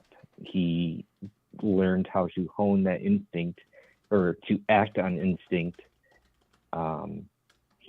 rather than think about it. Not to say that Egwene's not strong. I think she's plenty strong, but Perrin has the upper hand for sure. Until recently, I thought Perrin was super strong. But we'll save that. I might have to call in that episode. What's so funny is, we're saving that one. We'll save that one. That's a conversation for another episode, a week of episodes, if you will, coming here at the Dusty Wheel. That's right. Some conversation about Lanfear, but we'll do that later. We won't. I just said her name, but I'll stop there. And well, your fellow innkeeper put it in chat. Though? So. Can you stop? Yeah, I mean, I'll try. So yeah, interesting quote on this one. Norm, let me let you go, man. Thank you so much for calling in. Cheers to you, sir. Thank you always as your support for us. I really appreciate it. I can't believe this many years in, we're still all doing this and chatting like this on a weekly basis. So I really appreciate it, man. And we'll talk to you soon. Okay. All right. You guys take care. You too. Bye. Thanks, Norm. Man, you guys are going to make me reread some stuff. Noma Garden said, no gateway. The air shimmered in the middle of the tent along her weave, cloaking the other side in mistiness. I would still call that a gateway, but I would still refer to that. But we don't have to This is a good one. My fellow innkeeper out there, we should have a whole discussion about gateways and different kinds of gateways, like portals into the ways. Is a form of gateway, and how is that different? And then gateways into skimming space, and how is that different? And obviously gateways into Tel'aran'rhiod, and gateways across the waking world. So, and can you make a gateway to a portal world? Can you gate into a mirror world? I think you can, but maybe I'm wrong.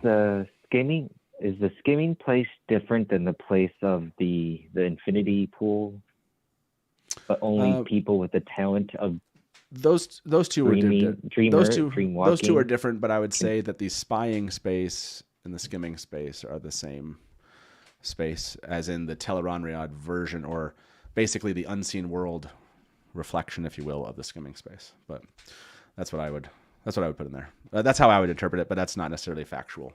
That's just my belief on it. Okay, our last caller, and we'll see if chat devolves here as we end the evening about gateways. That's right, and portals. Here we go. Let me bring our last caller in.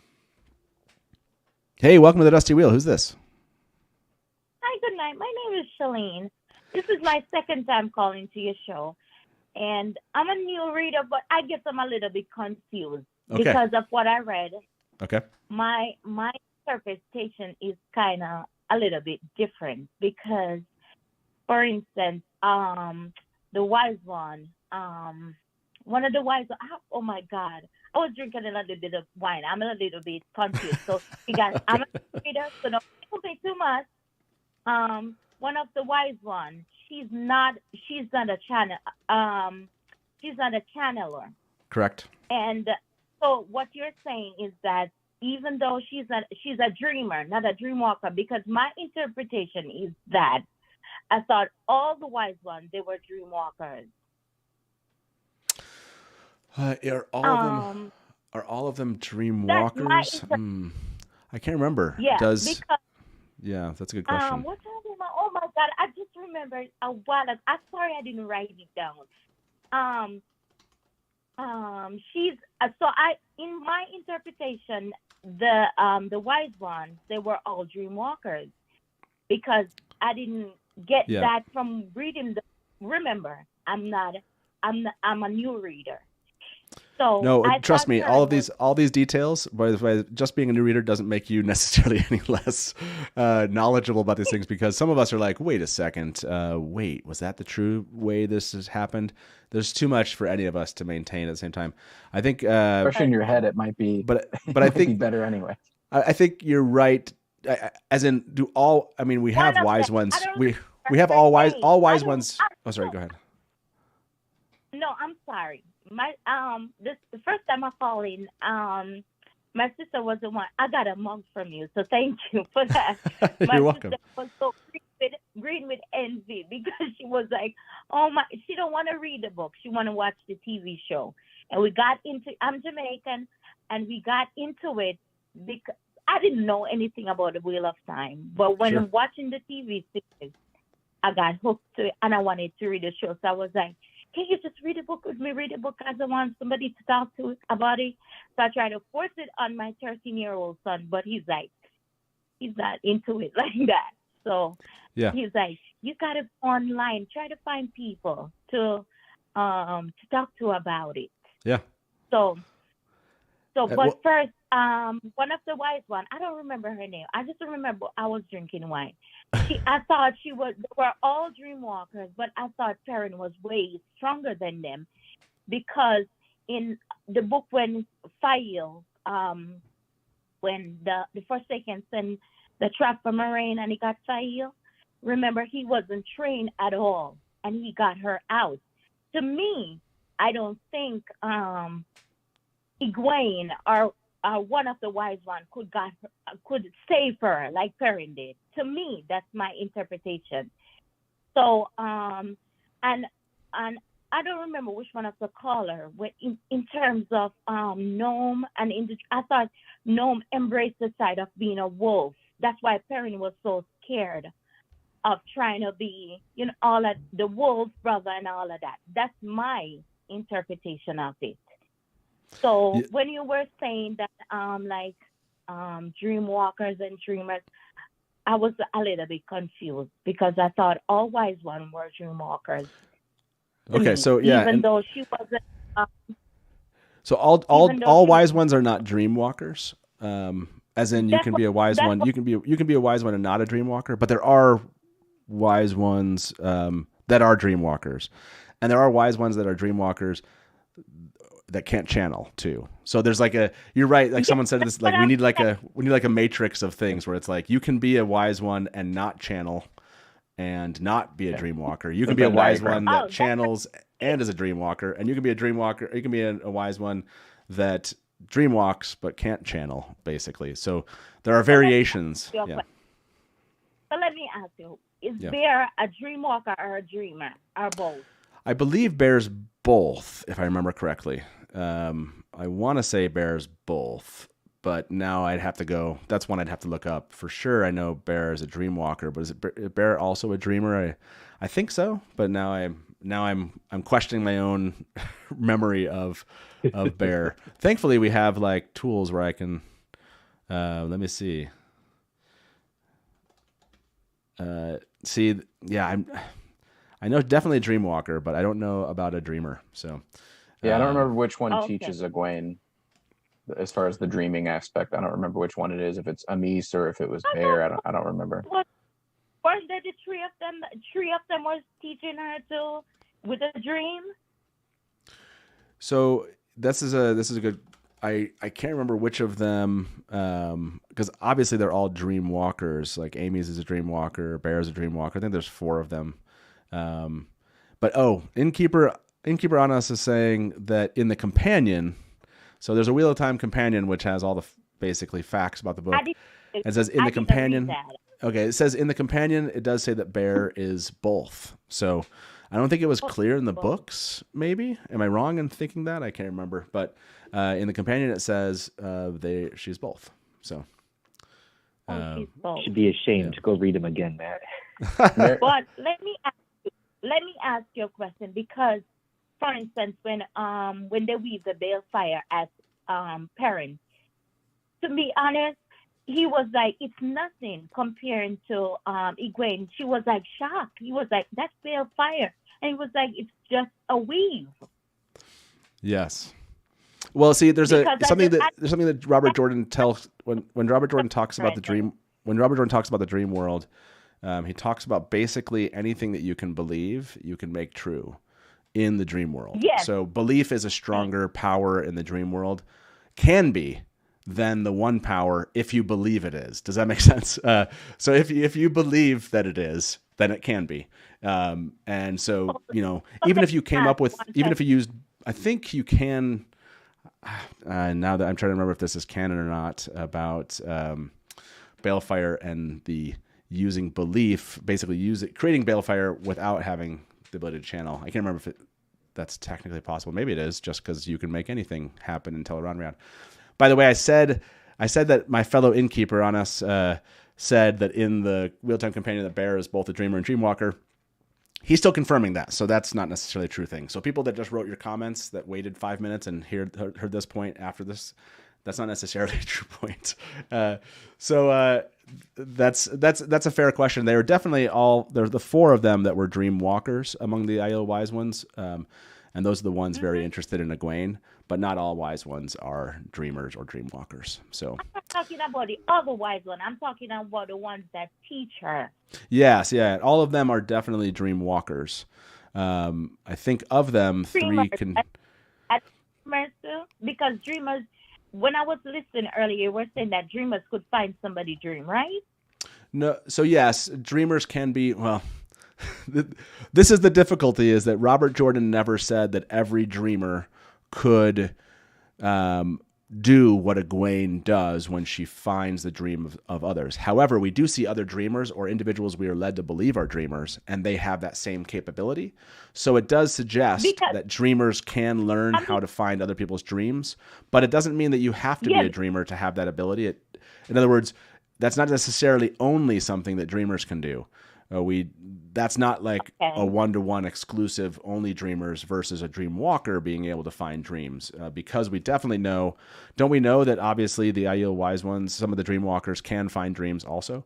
So it's not a one-to-one relationship as far as we understand, where it's like exclusive to one of those categories of types of people that can enter Tel'aran'rhiod. Okay. So let me ask you one question. If you were to choose between Egwene and Perrin, who would you say would be the stronger person? Because I was listening to you earlier, and you were talking about Elias, but he could enter the dream. It's just that he doesn't like that going there, because he thinks it's very dangerous. Because he did go back there in the I don't know if it is in the last book. I think this is a good question. I think every fan has a different answer, just like Silvertooth and Wolfbrother tonight have expressed, which is, Egwene is going to understand certain things. She might have certain capabilities, like being able to find a dream or manipulate dreams in ways, enter people's dreams. Perrin, we don't know if Perrin or Wolfbrother can do some of these kind of things. Maybe he could. Maybe he could learn how to do that. So it kind of depends on what you want out of Tel'aran'rhiod, I would say, compared to Perrin and Egwene. And I think they're both going to become extremely powerful. Maybe I won't spoil anything, but I think if given time for both of them, I think they would both become really good at certain aspects of Tel'aran'rhiod and maybe have different capabilities than others. But overall, if you're just running around the non-permanent reflection, the non-permanent reflection that is the unseen world of Tel'aran'rhiod, I think by the end of the books, I probably want Perrin showing me around versus Egwene. That's just that's my feel for it. So you would choose Perrin over Lanfear? Of course not. There's not even a question there, and you must know that there's not even a question there. Well, I'm glad you got your mug. I'm so glad you called back in. So much in the so for instance, people that, because Rand did enter Tel'aran'rhiod, but he doesn't know as much. But look at Lanfear. Even when he became one with Lews Therin, he didn't know as much as the other. Like for instance, Lanfear, and she's not a dreamer. I believe it's canon that Lanfear is a dreamer, but He's a could dreamer? be. I thought. I know Ashamael is a dreamer, but I don't. She was. She said it's her domain, but based on the book, she wasn't a dreamer. I don't know. I didn't read the companion. So No, it's a good question. I don't know that it's. I'm trying to see, and she clearly can dreamwalk. That's for sure. Whether or not she's also a dreamer, for some reason I thought that's in my head that she is, but I can't remember if.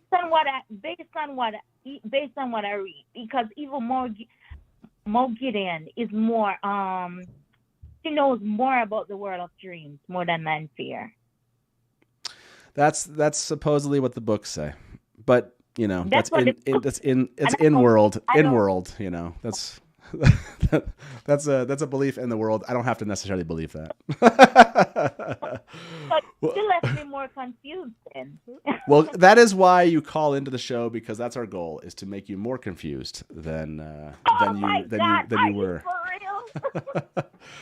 Hey, well, thank you so much for calling in. Gotta let you go so I can let my guests go and we can do this giveaway. But thank you so much for calling in. Please do call back. We're going to do a whole week of shows about Lanfear. And so clearly you need to call us back during that show. I will definitely call back because she's my favorite. So I will. She's my favorite too. So awesome. Hey, thank you so much for calling. It was awesome talking to you. Wonderful way to end the show. And have a good evening, okay? All right. Bye-bye. Okay, bye-bye. Yeah, exactly. Mogedian says she knows more, or in the books there's the belief, but do we have to believe that? We don't. What a wonderful way to end the show tonight. And now I'm doubting my knowledge of I saw Innkeeper on us say that there it is. There's a link Here, let's see if I can find this link here. Lanfear Dreamer link. Okay, let me see if this one is... Sorry, I'm going to see if I can find this answer.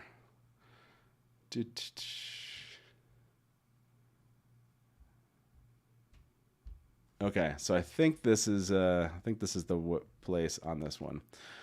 Footnote by Therese. In my reread, I noticed in Chronos Swords Chapter 10, Unseen Eyes, that Egwene says it's possible for a dreamer to pull someone out of their dreams into a dream of her own making in Tel'aran'rhiod. This is something the wise ones won't do, but Ashamael wouldn't have a problem with it. I'd forgotten that detail for some reason in the Morden dream.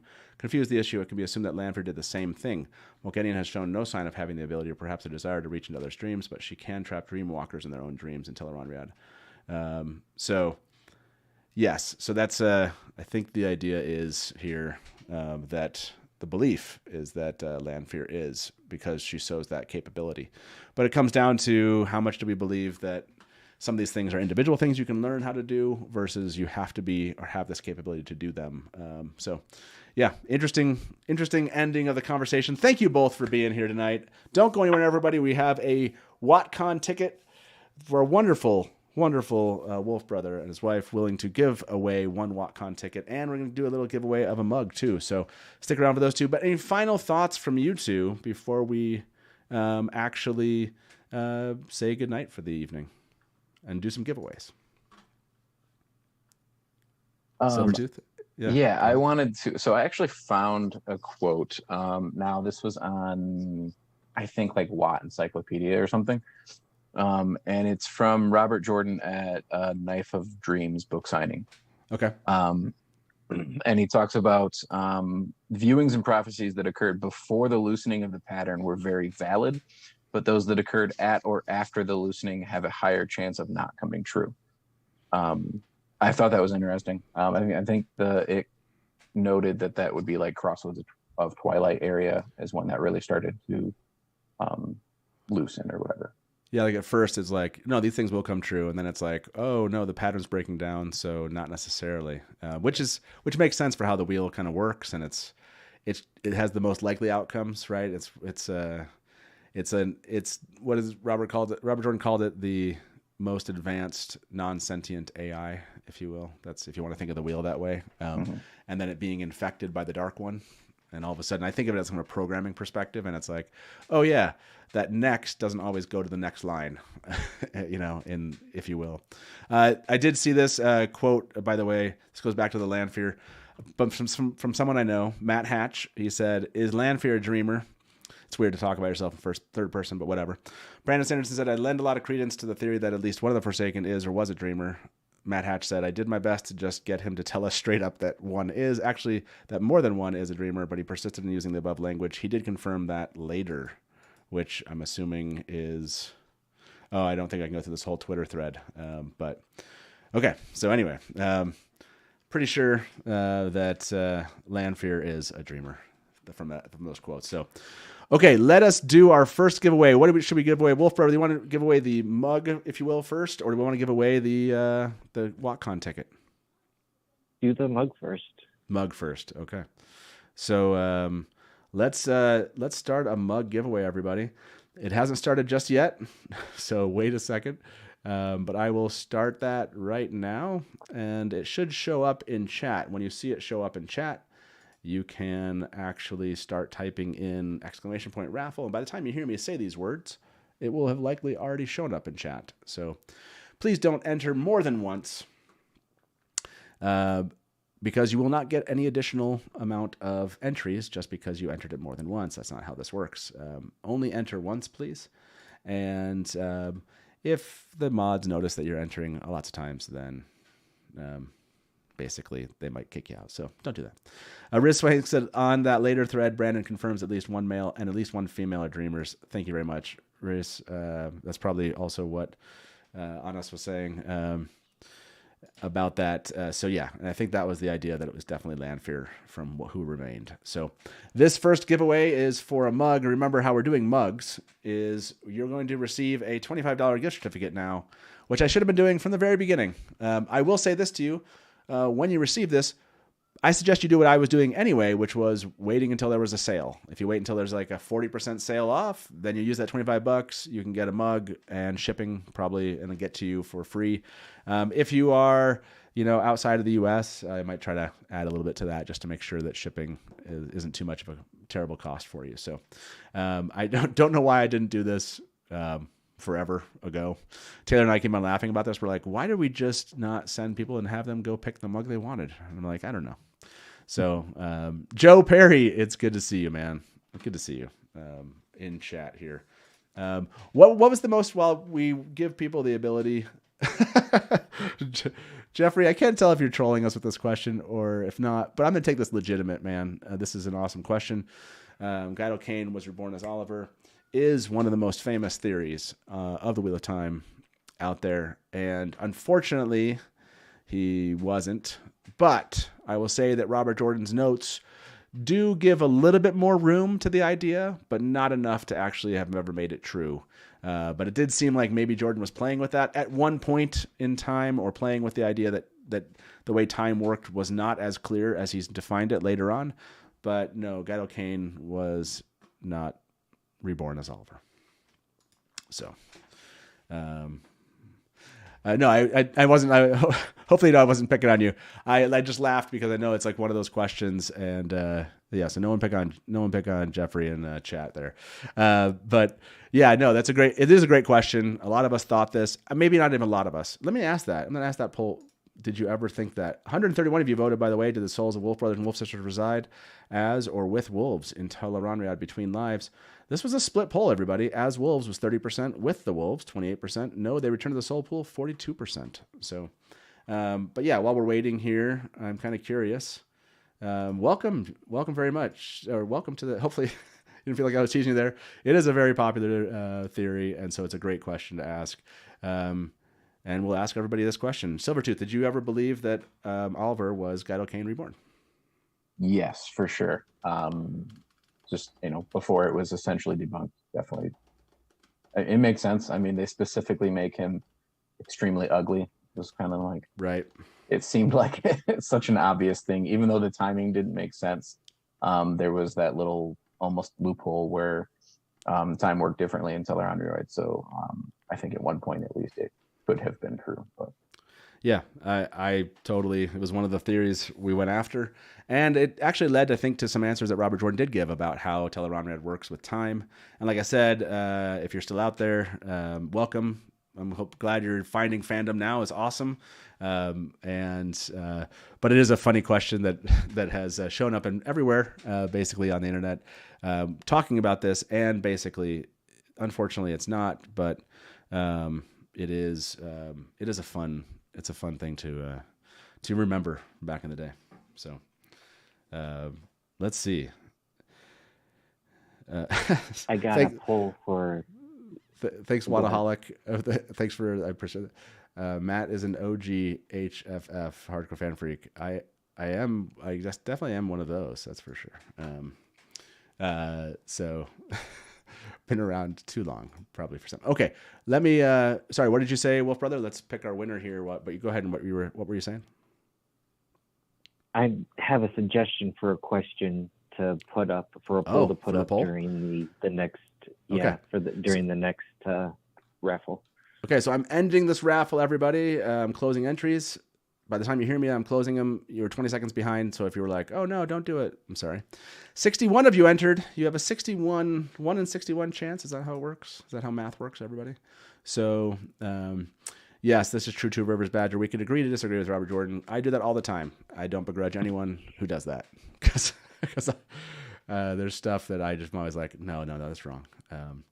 So sorry, Indigo. Indigo, don't go anywhere. You'll be able to join the next one, but the raffle's closed. So our winner of the mug. That's right. We're picking the mug first, everybody. The winner is, oh my gosh, Jeffrey Steck is the winner. Congratulations, man. You're new. You asked the Oliver question. I kind of teased you a little bit for that. And then you won the mug tonight. So there you go. Congratulations. That's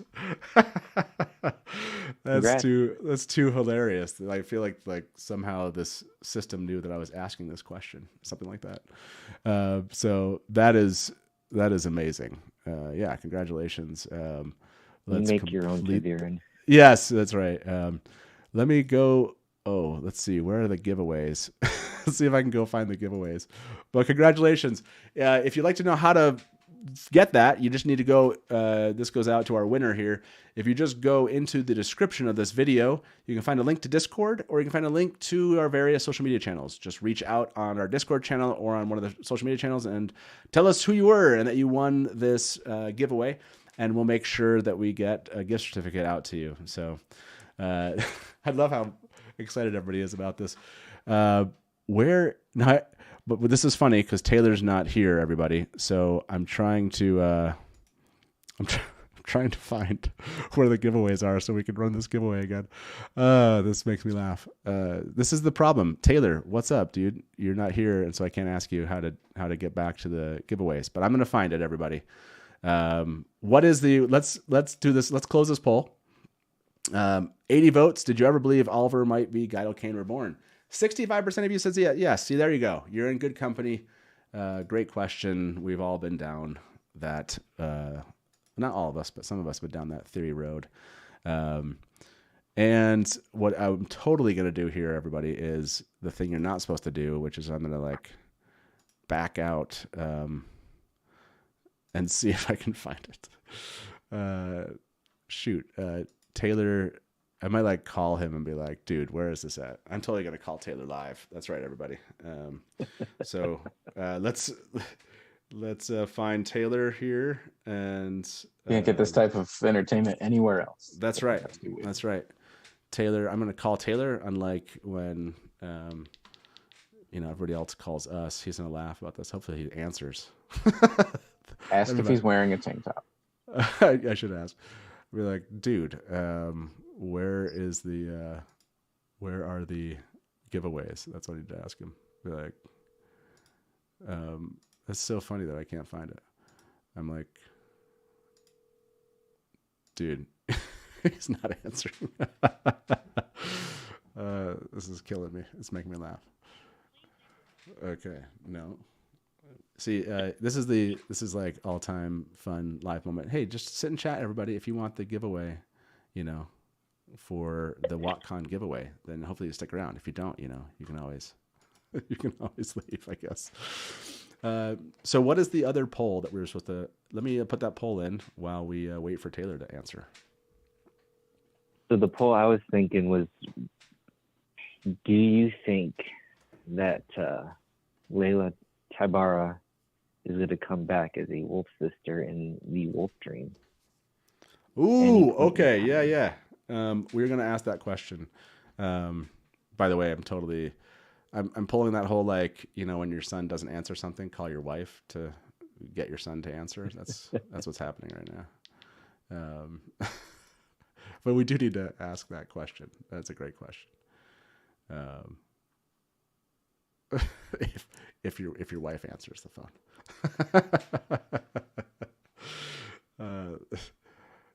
Okay, that's not happening. Okay, so we'll do the poll, and then we will. I'll try to make that happen. This is you got to send out the beacon too. This is why they give you these tools. Is you need to be able to send the bat signal out. Okay. Let's see. Let me ask this poll. So the poll is Layla coming back in the TV show as what are we asking specifically? As a his guide? What do you think, or as an actual reborn wolf? What are you thinking? What's the specific question? So Hopper's confirmed. I'm wondering if I don't know how she could take the place of Gnome, but a Gnome type character. Yeah, introduce Wolfsisters, right? And then still have that connection. I don't know. I don't want it to be exactly what it is right now. I would like some more. So thinking that she's going to be a wolf sister, and he'll reconnect Okay, at so some point. basically, in is time. Layla coming back in any form? Is No, Layla specifically wolf sister. I want it to be wolf sister. okay? Your poll. It's your poll. So in the form of a wolf sister in the TV show? Yes or no? Okay, so let me ask everybody that. That's a good question. Hey, Terry. Can you get Taylor and have him call me? Thanks. Cool. So you have to like call. You have to call the mom to get the son. That's what happens. And so yeah, no, that's a good question. I think. And so Silvertooth, to you, do you like how they've portrayed Wolfbrother so far in the TV show? Are you hoping to see more or less? What's happened so far, and where are you hoping that they go? I definitely think we need more. I mean, obviously, they really haven't truly introduced the concept outside of that there's some affiliation with Perrin and the Wolves. Outside of that, there hasn't been much. They haven't shown actual communication. They haven't linked a whole lot outside of his sight was a little bit better in episode 7 or whatever it was. Okay. So there definitely needs to be more, which I assume there will be. I assume season 2 is going to have a lot more explaining of what the Wolfbrother is and everything that goes with that.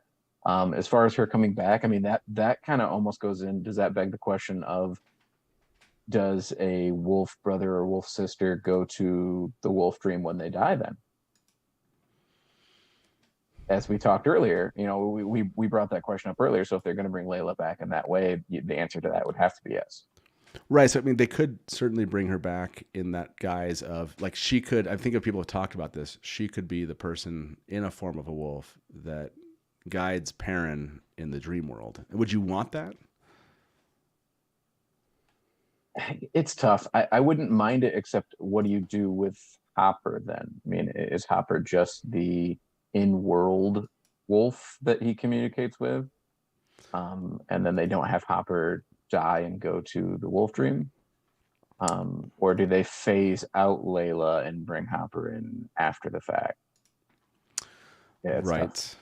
Yeah. I mean, he does have to get, I mean, part of that is he's going to have to get over Layla. I know that sounds harsh, but like, he's going to have to move on. I think that's going to be a lot of, and some of the stuff we've gotten with we don't know any of it, but some of the leak stuff with him and Avienda kind of looks like they're gearing towards him getting over it. Like, I think she tells him to stop blaming himself or something along those lines.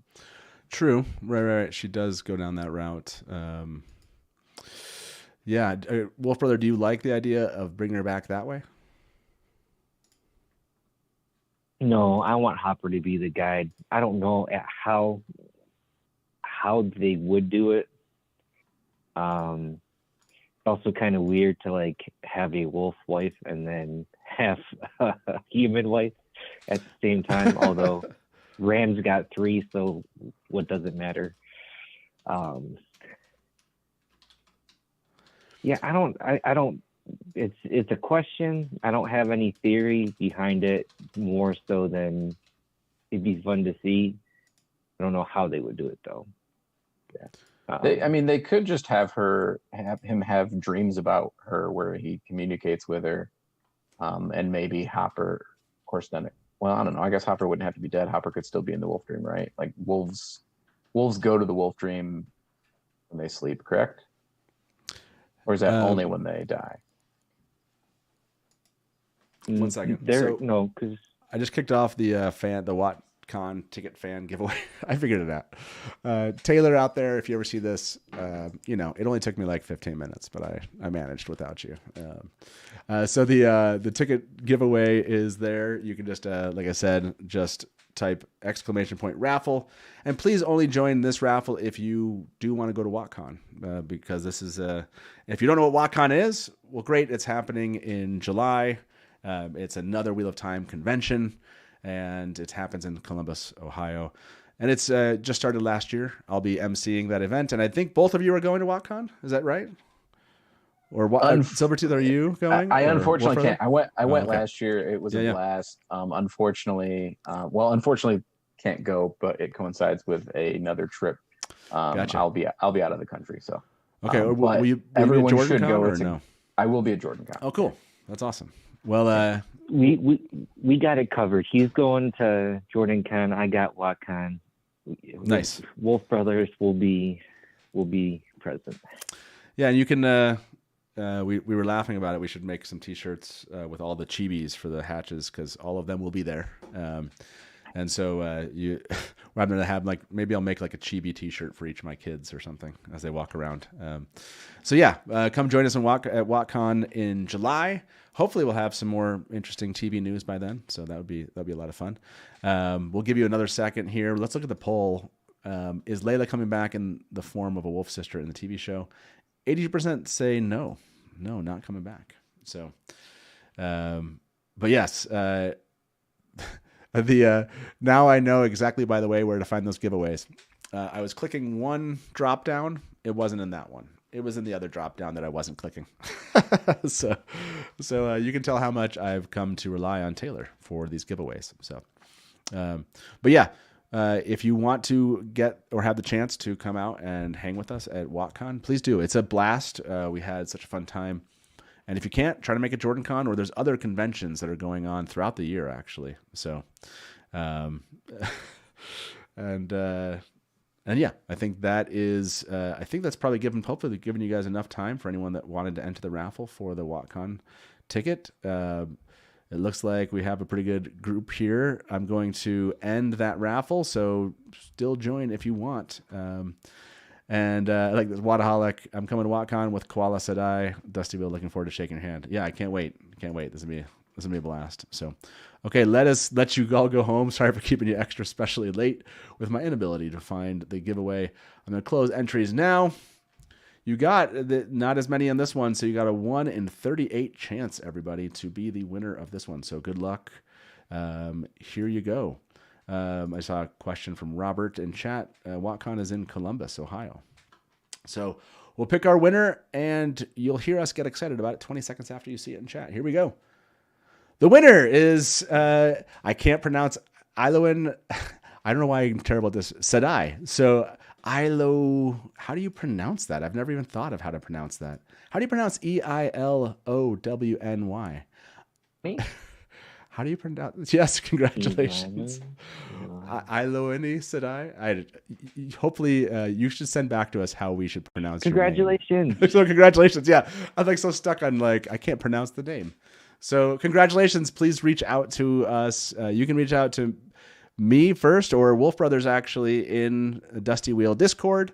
So you can reach out to Wolfbrother at Dusty Wheel in the Dusty Wheel Discord, and you can. How do you want to do that, Wolfbrother? Do you want me to help facilitate that? Is there a way you'd like us to make the connection?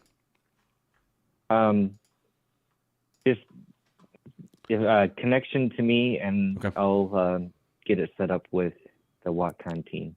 Okay, cool. We'll do that, and we'll, like I said, the Wolfbrother will work with the WatCon team and make sure that gets transferred to you. So congratulations on the win, and I'm going to go find out how to say that name. It feels very like Wheel of Time. Iloni. There you go. Mary Frenzy says, well, maybe that's one of Iloni or Iloni. There you go. Iloni Sadai.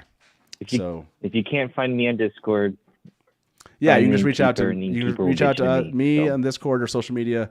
Either way, we'll get you in contact with Wolfbrother, and we'll make sure that you get this. Okay, there we go.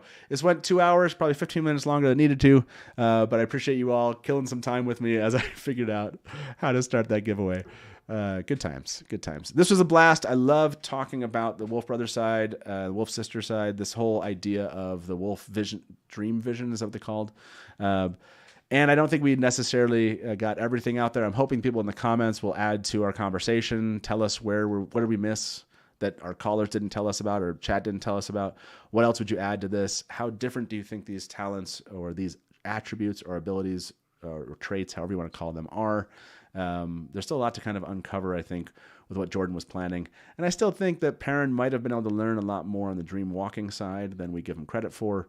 And so maybe the 80% of learning how to enter, dreams themselves is actually not as maybe that's higher than it should be, because maybe that's really possible. So thank you both for being here, first time guests. Hope it was enjoyable, and I hope you'll come back again someday as we talk more about these topics. Let me know what else beyond wolves that you enjoy talking about, and we'll have to do that. So thank you so much for having us. Yeah, absolutely. It was my pleasure as always, and thank you everybody. Don't forget, next week, that's right, next week we got a good one. This is going to be a blast. You better be here, talking about Ishamael, Wheel of Time character deep dive. Innkeeper on us will be running this one, and I will be definitely in chat, making sure to poke fun at him when he can't get his giveaways to go. No, I'm just kidding. It was a lot of fun, and I'll have fun being in chat during that one, talking to you about the Forsaken that is not as good as Lanfear or as cool. So, with that being said, thank you everybody for being here, and as we say around here, good night from the Dusty Wheel, and smash to black. Welcome to the Dusty Wheel. Hey, welcome back to the Dusty Wheel. You went right to kill it. Look at you, you're all ready. You're just done. I mean, this is like this is really well. And now I'm like, great, my turn. And if you don't like that and you want to say, well, Robert Jordan could have made the two rivers all white. He could have, but he didn't. So, Just complimented me on my dress, and as you can clearly see, I'm sad. not I see Lukomi as something along the lines of a Shadar Haran analog. It does make sense why it outlasted the breaking. Yeah. See, this is why I have Therese in the show, because she's going to correct everything that. Hey everybody, welcome to the Dusty Wheel Show. What? Meme Off Challenge. Yay! Pair of like baby face mounted on like a huge body. So like all of a sudden, this is not just like, a traditional fantasy, right? There are sci-fi and elements. Just a moment ago, Rafe tweeted something. So let me get my guest in here with me, and probably I would say put in 70, 80% of the work. I got to be over the shoulder and be like, no,